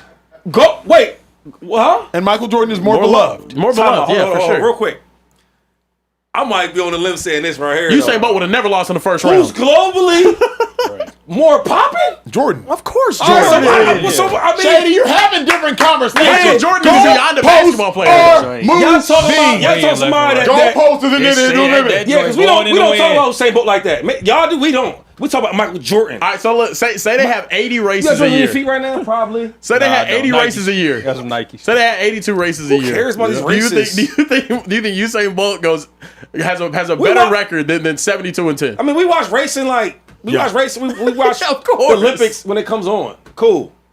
Yeah, it's Let not a more Jordan, popular sport. let Jordan play though. Or the whole world's watching that. Oh It's my it's God. fair to say. That's Not a conversation about dominance, well, though. well, Simone well, Biles Shady wasn't well, dominant having than a Michael Jordan. conversation. Shady having a popularity conversation. right. Yeah. That's right. That's That's right. right. Because it's Michael Jordan. That's right. Jordan is more popular. He's doing the Stephen A. I thing. am the culture voice in here, and the culture's sticking with Michael Jordan. We That's not fair. we not even talking He about got, Usain he's Bolt. got the culture superhero cape That's on. right. Yeah, we need a jingle Ask for the Shady. chat. We want to put the polls up. Put that poll up. Man, somebody Alright, put the Who y'all Vibes love Cartel more, in Michael here. Jordan or Usain Bolt? I already got a poll up. If you need Usain to win one race or MJ to win the finals, who you got? 60% said Usain Bolt, bro. And It's it- not- it- But it's- that's It's not- Michael- time out. Usain That Bolt is that not was losing. That was his thing. He made him. I ain't say that. Okay, what did you My want? thing is, What's yours, Shady? ask him. Make sure you type when I said. Okay, here we go. Let me end If the you had to poll. pick one athlete that you love, Okay. one had to stay, one had to go. If you had to, which one? That's a lot. I got 100 characters, Shady. That you All love? right, all right. The conversation about dominance. Man, that's that's what you That's got how it going. started, though. What's the 100 characters? Who y'all love more? Okay, who? That's a Y'all silly love conversation. more. What? MJ. I can't remember the last time we talked about him in my living room. Michael Jordan's always talked about. What? Shady having a culture conversation. We were having a sports Basketball is a way more popular sport. in Duh. America. Way more popular Yeah, sport. because in Michael America. Jordan gonna be all the little kids' bedrooms. They pictures on the wall, like me. Can we watch one Usain Bolt race, please? For what? Why you both? What we watching for? Go ahead. Just I need to remind you. I want to be like Mike. Hey, Rome, when you're Come on ready, now. please. Let's go ahead and watch the gap that he has between everything. This is when he broke the 200 world record in 2008 at 21 years old. Case, I don't really. This is just in case. I want you guys to notice the gap between him and everybody else. The dude that finished second, Walter Dix, or it might have been Wallace Spearman. I forgot who it was. Might have been Sean Crawford. Look at the gap between him and everybody else. Cool, bet. Some of these dudes are top 10 fastest guys ever. These are the best of the best sprinters of the best in of the the best. world. Yeah, not just the city, but the Let world, me give Craig. you this. I don't believe that. Let me You don't believe what? what? The It's best- the Olympics. The best athletes in the world is from America. So this dude right here, Sean Crawford. There's somebody from America Pull it back out there. up. Pull it back up. He got Pull it back up. dusty. and Pull my it back man up. is playing against Americans all day Pull it back for up. 7 Pull it game back up. series. This What? dude right here, Sean Crawford, 2004 Olympic Never- gold medalist in the 200. Who- Look at the gap between gap, him and where's he and- from? and the America, United States. Sean Never Crawford. heard of him. But let's go. Walter Michael Jordan Dix. now. Walter Dix. Man, we don't, man, my man. American. I'm giving you American sprinters. Dude. No, I love Noah Lyles, Nobody bro. knows these guys, dude. We don't on care now. about that. Because Usain Bolt made sure you did not know about them. That is why. Man, great job. Now He let's made sure you did. Cool. Can we show MJ some real highlights? Dumping on dudes, tongue out. You know what I mean? I got some super chats. Oh, to yeah, get yeah, to, yeah, man. what's up? Not Let's- yet. On the can we subject. show- Let's look at You want to show some races? let's some look at a couple. sprints? Okay, cool, we got you some fast. NJ Good, highlights good for coming you. up, man. Good for you. Let me give y'all this though. The fastest ever. Because this should clarify things. Every human ever Wanna be that's like Mike. able-bodied. No. Every human ever that's able-bodied has walked and has eventually jogged and has at some point in time run. Every human that's able-bodied. Not every able-bodied human has ever picked up a basketball. So every human that's able-bodied has actually done what Usain Bolt has done. Yes. He's just done it better than every human ever. Not every able-bodied human has ever picked up a basketball. So Usain Bolt has actually competed against the entirety of the world, not Jordan. But let's get to some Jordan highlights. Let's look at this Can Jordan we get a stuff. couple? No. This is easy. No, we Can only saw one race. All right, so we got a lot of highlights. We saw one race. We'll see the same thing with your boy just running. Got look at him. There's way many highlights than that. Come on, that's what he had here. I want the ball, Jordan. Though. look at the. Come on, stop playing. What are we talking about? Because you can sprint. He like that. Man, look at that. I want to be like Mike. He flying 3 balls. Man, what are we talking about, man? Can we see a Usain It's Bolt either 100 Michael meter? Jordan Yeah, or Usain Michael Bolt 100 Jackson, meter. man. Look at this. Usain Bolt. Let's see a Usain Bolt 100 meter, please. Look at Michael. Let's see. Enough of this. I want to watch Usain Bolt run the 100, please. He like that though. He of He's like course. that. If anyone young out there watching, I haven't seen Michael Jordan. Please go back and watch the full Yeah, game. like It's you gonna be amazing. entertained. I'm not entertained by some sprints. Hold on. Like, Watch come him on, today, man. but not through the lens of him averaging 40 today because it wouldn't happen. It just wouldn't. It just just not that's gonna- just. what? Oh, If he played today, he wouldn't average 40. A lot of people goof What, his 100 base- what you mean like his Yeah, I'm prime? about to find the 2000. Michael Jordan in his prime, playing in today, would not average 40 points. I ain't about to talk to you about this shit, man. Y'all just crazy. All right, Nothing so to talk about. Let's go ahead and look at 21-year-old Usain Bolt making his mark on the world. Let's see him race. Let's Come go on. ahead. Let's go ahead and watch this real Go quick. ahead. This is a 9-second race, by the way. Go ahead. Ooh, it's so amazing. He's Get up he's and run. fast. Get up and run. Ooh. Get up and run. Ooh. Get up and run. Let's go ahead and talk about this. In a Get up and 9-second run. race, he 4 or 5 meters ahead of everybody else, banging up his and chest run. over the last hit. And you know what he did? He ran a world record. He was the fastest man in human history to ever cross 100 Human meters. history, And he did Shady. so Human while history. banging his chest across the line. Yeah. He's more dominant than Michael Jordan. And I do think the gap between Michael Jordan and everyone else in the 80s, super high. Like, it was crazy. He was more skilled than everybody ever. Which is what jumps off the tape. Usain Bolt was unbeatable. Unbeatable. You know He what's never funny, came though? in his sport. He never came to the equivalent of a game 6. Yo, it's so- never, it's so- never, Never. never. Never came never. close. You know, Not it's- 2015 is the never. only thing that got remotely close. Yo, it's so funny, right? We show Michael Jordan's clip. We was like, oh my God. We show his clip. You got Karen trying to convince us. Keep convincing us. Go ahead. Keep convincing us. I was in awe. 9.68 is all the convincing I need. All I'm saying is this, dog. That's all the convincing I need. I live in America. And in America, when you say Michael Jordan, Michael Jordan playing years. He's still You talked keep about. saying you live in America, but You live in Shady, America. The reason why an American's not the greatest track athlete of all the time is because Usain Bolt beat Michael Johnson's records. Because the truth is, Come on now. the truth is, when you that fast, you play football. If you're in America, that's the real truth. 9.58 against Tyson Gay, Yo, the fastest can we talk American about ever. that, though? Let's Let's look talk at about this. that, though. The fastest American ever right here. Losing to Usain, but that's tough, man. I mean, Shady, as look a at this. huge boxing Look at fan, this. your take on this is crazy to me. the truth is this, though. Because when you talk about boxing, you talk about it's 1 on one. It's you and the other man up against Trey. you. Get In him, track, Trey. it's you Get him, Trey. versus every other man up against Get him, you. Trey. So it's no reason that you should be not respecting Usain Bolt as the most dominant athlete And he gotta go ever in one-on-one his with sport. everybody. Yo, nah. When we It's start, him versus you. when we start talking about Michael Jordan, like Michael Jordan, that guy, the Jeffrey Jordan, Yeah. it's different. Like, for example, though, our best athletes don't all run track, do That's they? facts. That's, I know that's facts. So, but our best athletes, they gonna play football, they gonna play basketball, right? All right, I'm just being honest with y'all. So y'all, y'all want me to Now, our best athletes used to run track. I'm not hating on him. All I'm saying is that, like, our best athletes, though, if you that fast, you gonna be on the football field. Yeah. That's the truth of it. where the money at. So sorry, guys. It's not impressive to me. I'm sorry. I think he's a great athlete. 9-6 say something, President. How is it not impressive, compared though? to Michael Jordan? You know what I mean? But you just can't like, minimize the that's sport because it's impressive. not as But to Michael popular. Jordan, that's nothing. I'm good on that. It's the reason why all the kids, when Jordan was playing and he retired, that his pictures on their walls, that they still wearing his Jordans. Does Usain Bolt have any cleats? Any track cleats? He does. He has He has a single- Do people is it like out the stores every day? No, of course not. Of course not. Don't really matter. We're talking about influence. Of course, Michael Jordan Yeah, has more influence. because nobody really cares like that. But Michael Jordan, Hey, people care though. I mean, it's not like Jordan. I'm saying. My Nobody brain- Nobody my cares brain- about my Michael brain Jordan. we just having a hurt. different argument to what it was. It brain was about hurt. dominance. Where we at? Don't let your Trey? brain hurt. My brain's hurting. Trying to follow Shady down this winding road of. Yeah, you try to tell me about some dude that is like in America. It's like who cares about for real? For the truth is like we like track when the Olympics is going on every 4 years. Like for real, unless you're like a real track fan. But when the finals is popping and Michael Jordan's playing, the whole world's watching. I think it's way cooler to say Not the whole I'm the world, but- fastest person in the entire world than to In say human I'm history. an NBA you think champion. you think it's cooler than that? Do you think it's cooler I to think say it's cooler. I'm Michael Jordan or I'm Usain Bolt? Which do you think that's more cool? I'm Michael Jordan. I think Duh! I think it's cooler Duh! to say I am the fastest person in the world. And I- Of 7 billion people, there's not a single soul walking this earth that is faster than I think me. it's also just going to be Michael Jordan's records are all going to be broken at some point. Yo, that's cool. Usain Bolt. That's cool. In our That's lifetimes, cool. I don't think anyone running faster than 9.58, bro. I'm done, after this one, I'm done with it. I don't see it There's happening. more people in the world Yeah. that wants to be Michael Jeffrey Jordan than Usain Bolt. I don't disagree with that. You There's can't. a bunch of people that don't even know what basketball is, though. But when you talk about dominating the sport and you keeping it on the topic of the I mean, sport, Can you Usain read the Bolt is- super chats? You're Yeah, I the reason got we you. still having this Yo, conversation. we can go out here and race. bet. We can just race outside. Like it'll be fun. It'll be cool. You be saying we get on the basketball court too. It's just, Listen, JoJo04D3G, what a name, said Curry has a case over LeBron because he changed basketball with his shooting, led the Golden State Warriors dynasty, won more head-to-head finals, and dominates through skill, making his impact on the game greater. You have to guard him past half court. Yeah, I mean, no. There's no argument No. for Steph over LeBron. I'm sorry. No, I'm Yeah, sorry. We're not even going to entertain that. I love Steph, too, but yeah. He did double that, but I appreciate the He video. had more impact on changing the rest of basketball, sure. Oh, for sure. But, like, does But that not make even. him But I more can't even say it in a greater? healthy way though. I can't even That say Steph probably changed the game in a healthy way. The on the court game more than Jordan did.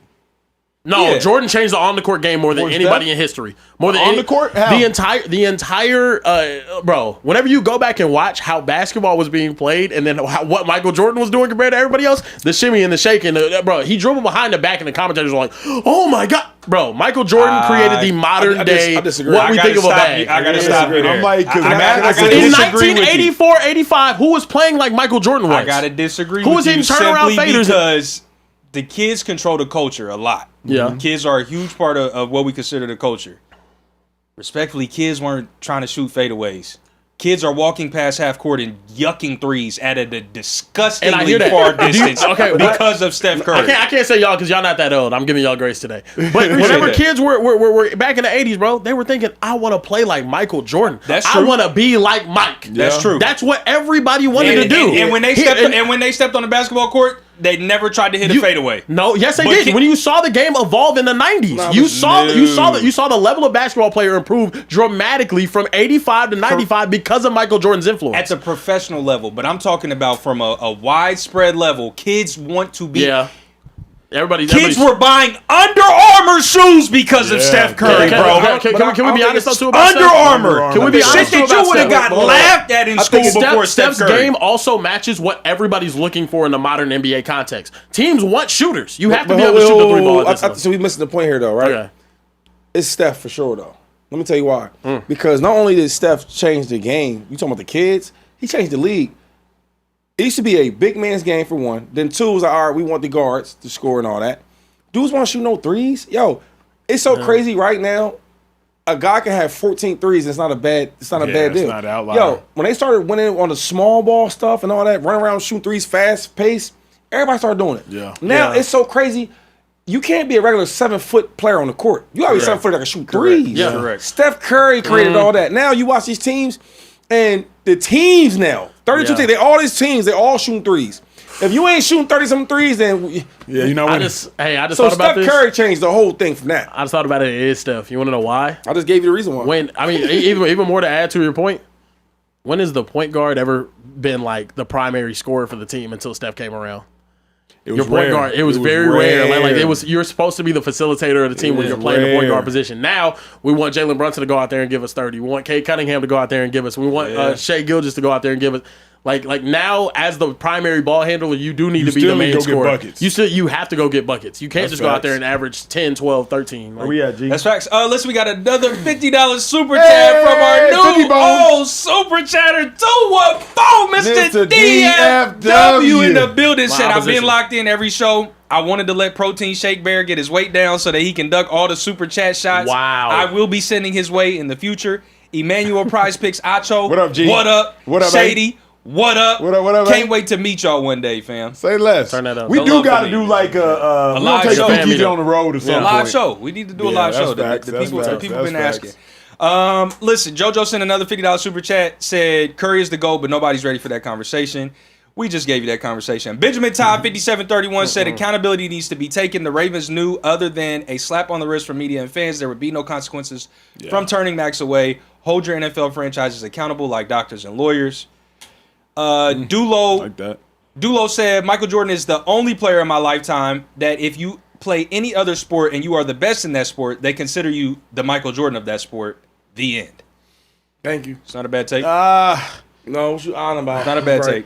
Because in track and field, nobody's like the Michael Jordan of track and field. You're the Usain Bolt of track and field. Yeah. Like you're not the Michael Jordan of tennis. You're the Serena Williams of tennis. Let's not make Michael Jordan in the god himself.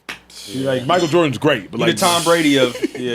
You know what I mean? You're the Tom Brady. No, of we don't football. know what you mean. We don't know. You're not the Michael Jordan of Yo, football. it's funny. Yeah. I remember once I was asking Tom Brady about like the rings and all that my last year. And he said, I ain't chasing no quarterbacks. I'm chasing Michael Jordan. I'm like, ooh. Y'all is tripping in here. Though. Jordan is Jordan. He definitely is. Listen, last one. I know we got to keep it moving. Adam Brown 399 says, shout out to the Speakeasy. My first comment on the show. Who would win, Prime Jesse Owens or Prime Usain Bolt? Great question. Great question. He's glad you asked. Usain Bolt would win, but what's interesting is Jesse Owens took a boat. Because y'all got to remember, like this is back. This is back. 30s. Pre-integration. 30s. Yeah. Jesse Owens took a boat to Germany, went to Germany without like track spikes, and went out there and ran not on like a Mondo track. And went Nazi out Germany, there, by the way. And Nazi Germany, and went out there and ran like a 10-3. 3. Yeah. So Jesse, that is crazy. Yeah. I think Jesse Owens probably would have dirt. run 982 if you translate it into modern day, maybe 977, 975. He's not running 9. I mean, No. and that's special. He's not running 9. But Michael Jordan did go out of space, right, against the Monstars, you know what I'm saying, with the Looney Tunes, and he did win that game. That's so funny. He did. Put some respect on his name. I hate Secured the Shady so W. Hop a much. little Tweety Bird and all that. I hate Yeah. Shady Come so on, man. Wait, Buzz Bunny. Who asked that? Honestly, shout out to that super chatter. That was let me see if I can pull it. That was Adam Brown. Shout out to Adam Brown. I love when people ask that question because that, like, what Jesse Owens did, people don't understand. Like, to sit on a boat for however long it takes to get from here to Germany, like, and you're a second class citizen. Get off the boat. You're not getting treated like the whites are getting treated. You're not eating what the whites eating. You're not going to the restrooms and the public You places are like the whites also eating. black racing against the rest of them whites though too, but like Right, he and doesn't you're though. like- racing Yeah. in one of the most historically racist people ever. Standing at the top looking down on you. Who And told them you cats beforehand was it's on no that way you're winning. stuff. Yeah. Shit, man. Jesse Okay. Owens Jesse doesn't Owens get has one of the heralded. toughest W's ever. Yeah, for but sure. he don't get the credit for being like a black icon in sports that he deserves. You don't think he does? I think cause we should talk about Jesse Jackie Owens like we gets the talk about credit. Ali. Jesse Owens gets the credit. Like Jesse Owens was a figurehead of sports, Yeah. a figurehead of being black, and Yeah. a figurehead of like social justice. Yeah. My he dog was. with Hitler in the stands. Yeah. Hitler was in the stands. Dustin Germany's best with Hitler in the stands is crazy. It's crazy. Yeah. Man. You think if he boxed, he would have more attention? Probably because boxing was bigger. I don't think so, though, think? because we don't talk about so. Jack Johnson as much as we should talk about him. And Jack Yeah. Johnson was really out there. That's facts. Yeah. First black heavyweight Yeah. champion of the world was You know what it is, he doesn't. 2'5"? People don't even know I Jack think Johnson. it was now. That made me mad. it was because it was in like the 30s and the 40s. If Yeah. Jesse Yeah. Owens did it in the 60s, Yeah. Oh, he'd be you know what I huge, mean? yeah. It's different because Ali was popping, with the rise of the paper express. It was and the media. rise- Media was bigger then, but still, I mean, Jackie Robinson, same thing. So Yeah. I don't know. It's interesting though. But look, moving forward, we got to talk about some drama. Yo. Kenyon Martin was on Gilbert Arenas' This is show crazy. and ended up confronting an employee of the show live on air and calling him out for apparently making fun of his speech impediment. I'll let you guys take a listen. Can you explain This is crazy. this video to me? This is crazy.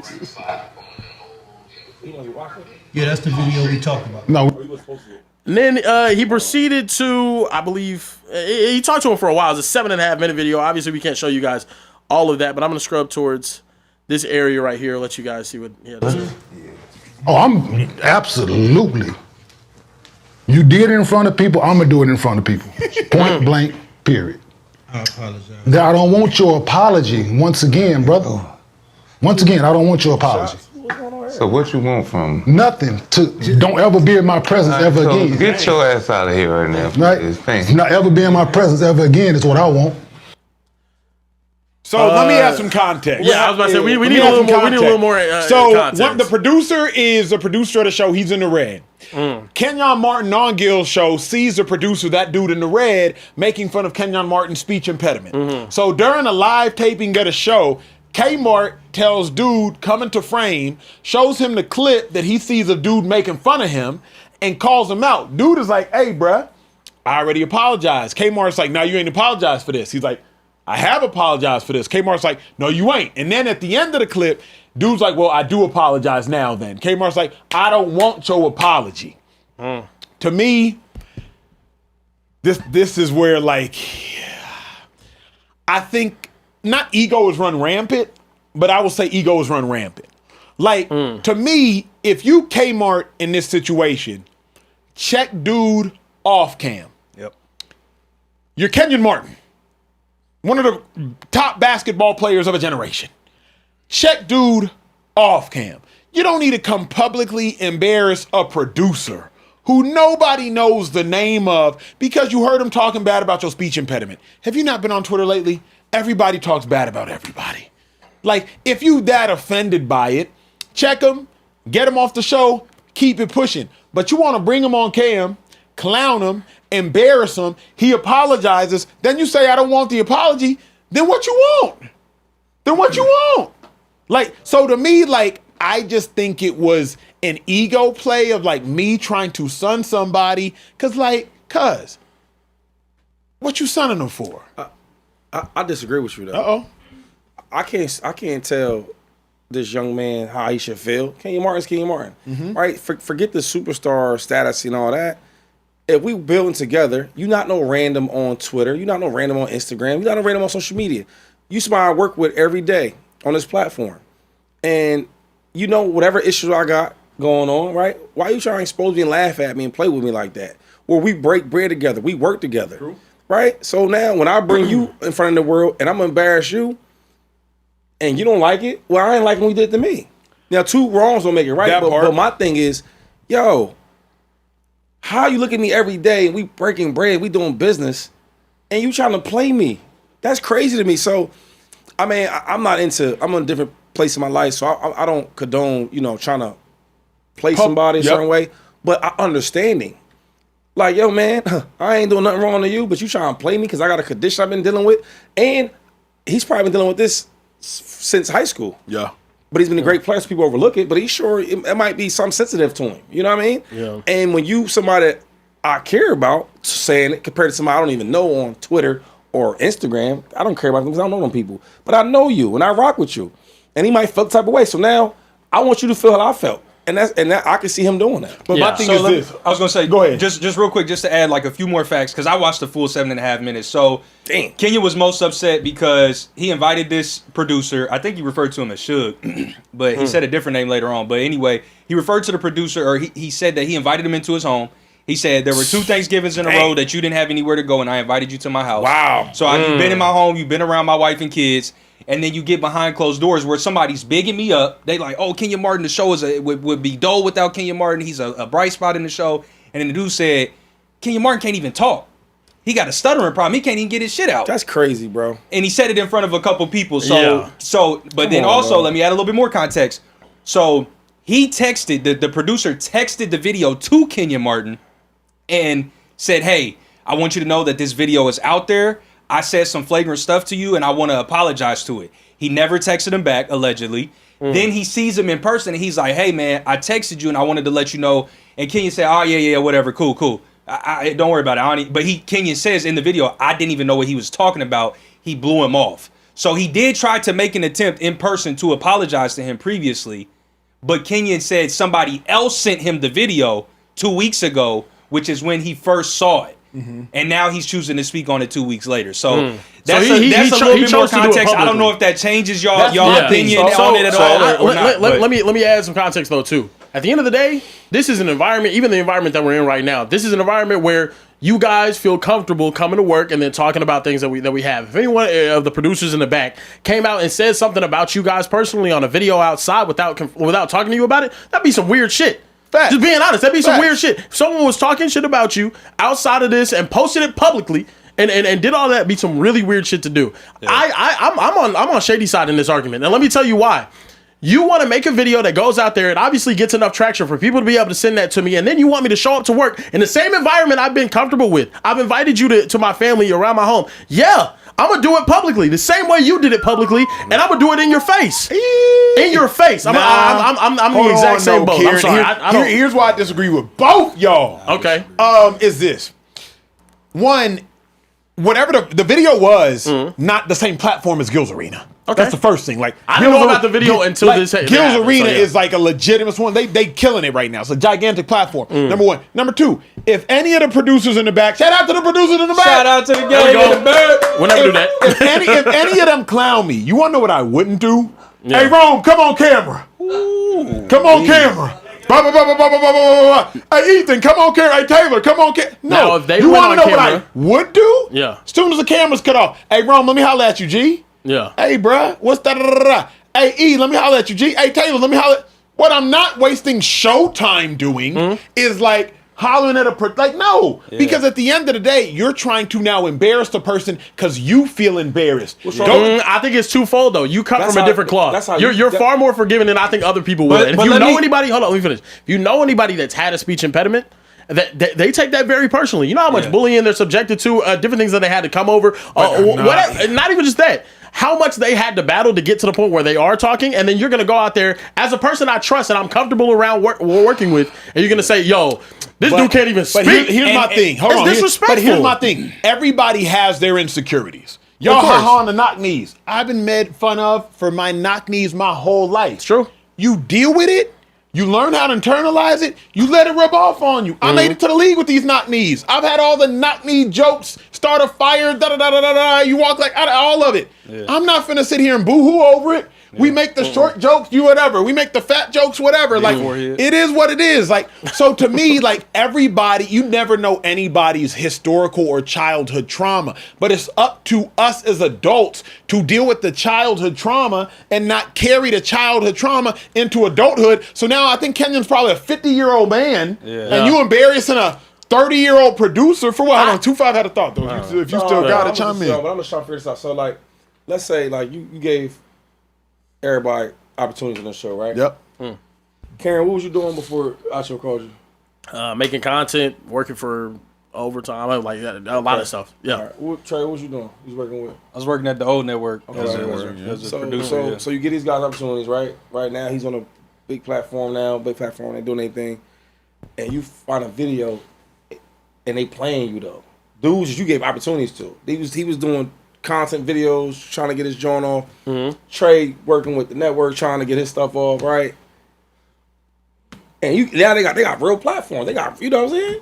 And now you find a video, they just clowning you up. Man, Acho, he da-da-da-da. You like, damn. Now, who you are, you might do it a little differently, but you are not him. Kenyon Martin is an aggressive dude with a short temper. Yep. A really good player, right? Where you're kind of more reserved, right? You're not as confrontational. You're kind of more, you know. So it's different. You might handle it, but you're going to be mad as hell, though, right? You're going to be like, how dare these dudes? I know you. You're going to be like, man, I know that. So y'all might deal with your frustration differently, but you definitely can feel the same as the anger part. Yes. That's my thing. Like, yo. Yeah, I would feel that. And then my thing's like, yo, like, we're homies. And I helped you out. I made your life better. I'm paying you more money than you ever been paid. He's probably making more than he's ever made. Right? So now it's. Go ahead. No, I was just gonna say, look, would I have handled the situation the same? No, I'm a different person though. But you're not. I'm not Kenyon Martin. But no, not even that part. You're not really aggressive for real. No, and that's the thing. He's aggressive though. Yeah, exactly. But this is my thing. Let me finish this thought. I'm not of the belief that a public disrespect has to mean a public apology. Some people are. I'm able to turn the other cheek. I'm able to receive it publicly. Hey, I'll talk about it. If it really affects me that much privately, I don't even really need to do all the embarrassing you stuff. Some people believe you embarrass me publicly, I need to go back and do the same. I want your apology to be just as public. I think it's just a difference of opinion on how you handle those things. I don't think he's wrong for feeling the way that he does or doing it the way that he did it. Yeah, even though I would do it differently. I agree with you completely. I'm not invalidating Kenyon Martin's feelings at all, or necessarily the way that he handled it. What I don't like is how he prefaced all of it, which was, to y'all at home, I'm going to teach y'all a lesson. Okay, boom, now I'm locked in. I want to learn a lesson. Then he goes on to say, the lesson I'm going to teach you is watch who's in your circle. Yep. This is a lesson of disloyalty and what that looks like. Oh, wow. And I want to teach y'all that you can't invite everybody into your home. Though that was what his lesson was predicated around. You didn't like that? I'm cool with that. Okay. The only thing is, he didn't need to execute or to teach that lesson by bringing the guy on stage. Why? So you could embarrass me in front of people, and they get, you can embarrass me behind my back. Yep. For these videos and people to see it and all that. Yep.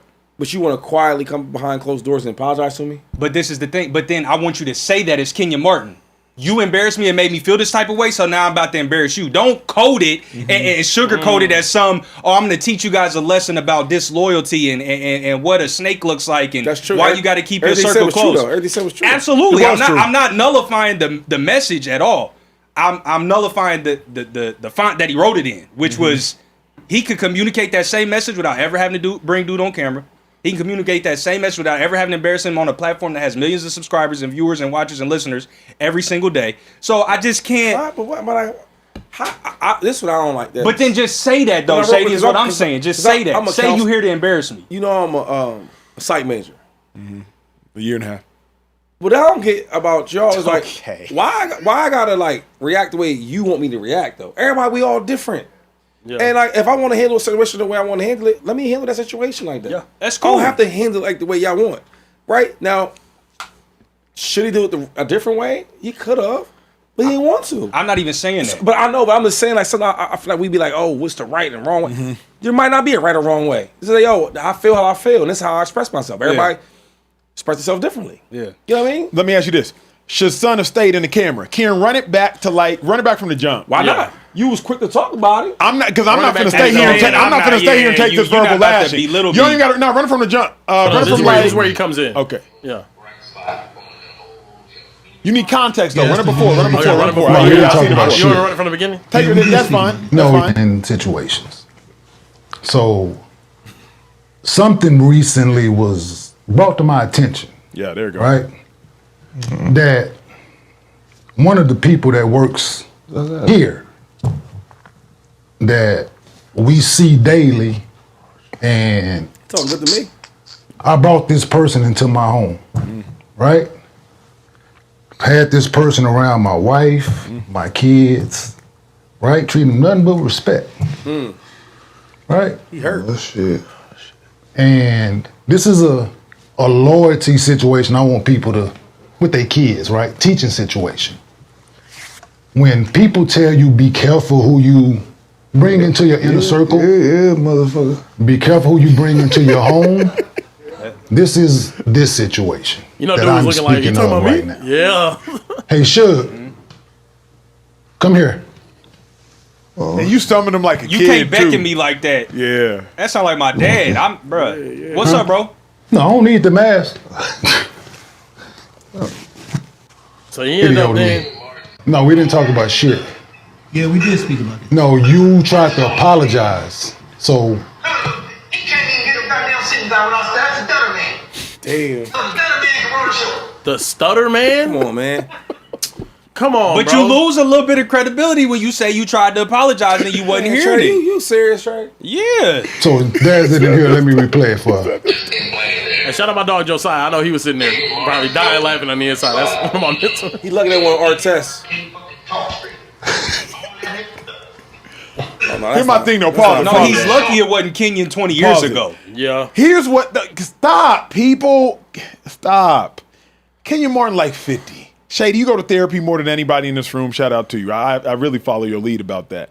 Like, to me, Kenyon Martin is hurt. He's hurt. Yep. He's hurt. But to me, it's like a hit dog hollers. That wound hurts. Yeah. I'm all about, like, let's deal with our wounds as opposed to, like, because I'm hurt, now I'm going to come back and hurt you publicly. Yeah. Now, to Shady's point, like, everybody deals with what they deal with differently. And I think there are ways that are less harmful to handle a situation and ways that are more harmful to handle a situation. But to me, if Kenyon Martin wasn't hurt, you don't deal with this like this. Shady rubbing off on me, bro. Uh-oh, what happened? You're living too much in a black world or a white world. You got to live in a gray world. He's not. I'm sorry. He is. Of course, we would love him to compartmentalize his emotions and act accordingly. That's not him at this Pause. stage. That's what he did. That's For what 2 he weeks. did. Hold on. That's what he did. For 2 he weeks. comparted his emotions. He waited calmly. He did this calmly. But just He said, because "Hold on." He the purposed reaction it. isn't He did- what you would have done or what is ideally the right thing to do, it's what he could have swung on him. He could have But done here's what a I'm myriad saying, of Kieran. other things. He thought this out. This wasn't a rash reaction. No. He Yeah. sat on this. Yeah. Wait till on camera, producers in studio. Wait, this didn't lead the show. Yeah. Wait till it He comes wanted out. to So embarrass he him publicly, thought out yes. this. Yep. So what I'm saying is like Kenyon did think this whole thing out. I think this is even for Kmart is black and white. This wasn't like a rash. This was like a methodical. Nah. Right. Boom, Calling that man boom. stutter man is unbelievably disrespectful. It You is. laughing and kikiing and doing all that, bro. I think he's very much inclined to want to embarrass dude publicly. If I don't that's have what he wanted any to issue do. with that. I do not for the record, I do not have Yeah. any issue with the way Kenyon Martin handled himself. If he chooses to do that, so be it. I will never criticize because, like Shady said, I can't tell somebody how to feel or how to react to a certain situation. My only gripe with it is don't code it as I'm just here to teach y'all a lesson about, because that's not all you came to do. And you know that's not all you came to do, because if that was all you came to do, you could have done that without such and such and such. I think the for way you example, like prefaced it was- probably the most controversial example I can think of is Will Smith smacking Chris Rock. Everybody hated me for my take on that, which was if Will felt compelled to do that to stand up for his wife, I back him 100% on that. I don't care about the stage, the time, the setting, the place, wherever. If you feel like you got to smack somebody to defend your wife, so be it. So be So be it. So, nah. So if Kenyon Martin, He you let feel you like smack you got to Chris Rock. embarrass this man on a national podcast to feel better, and that's what you want to do, that's the route you want to go, so be it. So, But don't preface it with, I'm just here to share a lesson with y'all. yeah, that brother learned his lesson for sure. You did. Hey, Yeah. quick question though. Let's say if it was we take Kenyon Martin out and we add Draymond Green in there. What you think happens then? I got better for you. Let's say it's Artest though. Let's just say it's Artest. You doing all that? Old Artest? Yeah, I know Artest now. New Artest is Old chill. Artest. Old Artest? I got another for you. Let's say if it's Charles Oakley though. Oh, yeah. It's not So- getting there. He whooping him off camera. Charles Haley. So what I'm saying to y'all is like everybody handle things differently. So you don't like the way that Kenyon handled it. You really would have liked it if Oakley would have handled it. Yeah. You get what I'm saying? Everybody handled it differently. But the moral of the story is, dude, if you part of my circle, don't talk behind my back. Come on, bro. Yo, the dude said basically, I put you on the show, got some money in your pocket, you had nowhere to go for dinner, and Thanksgiving, I brought you to my house. How you around my wife and my kids? But 2-5, don't everybody do that, G? No. You don't have people, you haven't had, not anymore, but you haven't had people in your circle who talk bad about you? Oh, Like everybody does and when that. I found out, You get rid of them. But you didn't like tweet out, So and so was in my circle. Well, I mean, I invited them to the crib. They a clown. You just silently But get rid that's of how them. he did it. I don't think there's nothing wrong with that. That's how he did it. I was comfortable with you. I invited you into my crib. You did all that, and then you over here calling me Stutterman. It's fake. And he did say he put some money in his pocket. Like I already knew that. Now look, And- did he stoop to that level? Yes. Like I said, I would not have done it. I don't blame you if you do. If your response to public disrespect is going over there and smacking the shit out of someone, that's what you got going on. Do I think that's the proper response? Do I think that's the smartest response? No. But if that's the way that you respond to disrespect, I'm with you on that. it is what it is. I disagree on the Will Smith thing because that's take a joke, bro. But also the not my wife, bro. Take a joke, bro. Not my wife, bro. Joke on me all you want to. Say what you want to say. Can't talk about my wife. Everyone can't talk about my wife. Can't talk about my wife. You're not going into a war show thinking that you're gonna get clowned for something. Not my wife. Do you think? Hold on. Can I ask this though? Do you think that situation happens if he felt more secure about the situation that they had? I'm not here to dissect or speculate on a man's feelings. What I'm telling y'all is that the four of us have sat up here and had several conversations that have involved my wife. Her being pregnant now, being married, me crying about marrying her. Yeah. Y'all have never crossed that line. Never would cross that line. Never even teetered the line. Nope. Yeah. So when it comes to somebody's wife, it's just certain. It is black and white for me at that point. Okay. Are you cool with him not doing nothing back? What, Chris Rock? Yeah. You gotta. The show has to go on, and I'm just asking. Are you cool with him not doing anything back? If it was me in a situation, me and Will Smith are throwing hands on the Oscar stage. Are you cool with him not doing anything back? Yes, because I think everybody's full of crap. Everybody says what Kieran says. Boy, if it was me, Will Smith would have had to catch a two-piece. No, he wouldn't have. You're in a suit. You're on the Oscars. You're on stage in front of 100,000 I'm telling you right But now. people say that about Will. Hold on. You're in a suit. You're at the Oscars. You're in front of 200,000 people. You can't go He up and comes smack up and Chris Rock. slaps you across the face. Do you care he ain't You doing sitting that? there. I Do I want care to that be he didn't do there. anything bad? No, because again, I'm not No. here to criticize men's reactions to things. No, I said, do you care that? I don't care that he responded or We're didn't. stupid to that level though, because now you put me in a position where I feel like I have to defend myself. You swing on me, I'm countering with something. No, you're not. Yes, I am. Acho, I'm telling you, yes, I am. Tired take in the I'm world. telling you, People yes, don't I am. realize when you're in that situation, like any fight or flight situation, you actually don't know what you're gonna do until you're in that situation. Of course, right? Man. If an intruder break into my house, bro, I'm strapped. I got the joint right under my bedside. Next thing you know, boom, glass breaks down and it's you And freeze. you had You 5 start drinks panicking. in the speakeasy before. You can't even You think. freeze, You stumbling. like, Don't wait, forget hold what on, you hold need. on. Like, you got your kids in there. You free. Yeah, I'm not freezing. I'm saying girl in the house, humans do not know how they're going to react, and like, don't get distracted by just course. that example. All right, but that's humans fair. don't know how I they're going to disagree with you, though, Acho. I've seen so many people in so many different fight or flight situations where I'm like, wait, what? That's how you responded? So I let me ask you a grew question. up around some crash So outs. you As tell- soon you as it telling crosses me. that line, bro, I'm grew sorry, up I'm around going some there. crazy I'm shit. sorry, If you we don't- somewhere in nah. an event, at the NFL honors, right? That's like the equivalent to what they got. Yeah. And Jameer Gibbs, I say something bad about him on TV on the Speakeasy, and he see me on stage, and he come up there and open his 5 fingers and slap me in my face. You think I'm not gonna do nothing back because of the situation? Come on, bro. I'm just asking what you think. Acho, you got no fight in college with some random dude. You talking about? I think you would probably.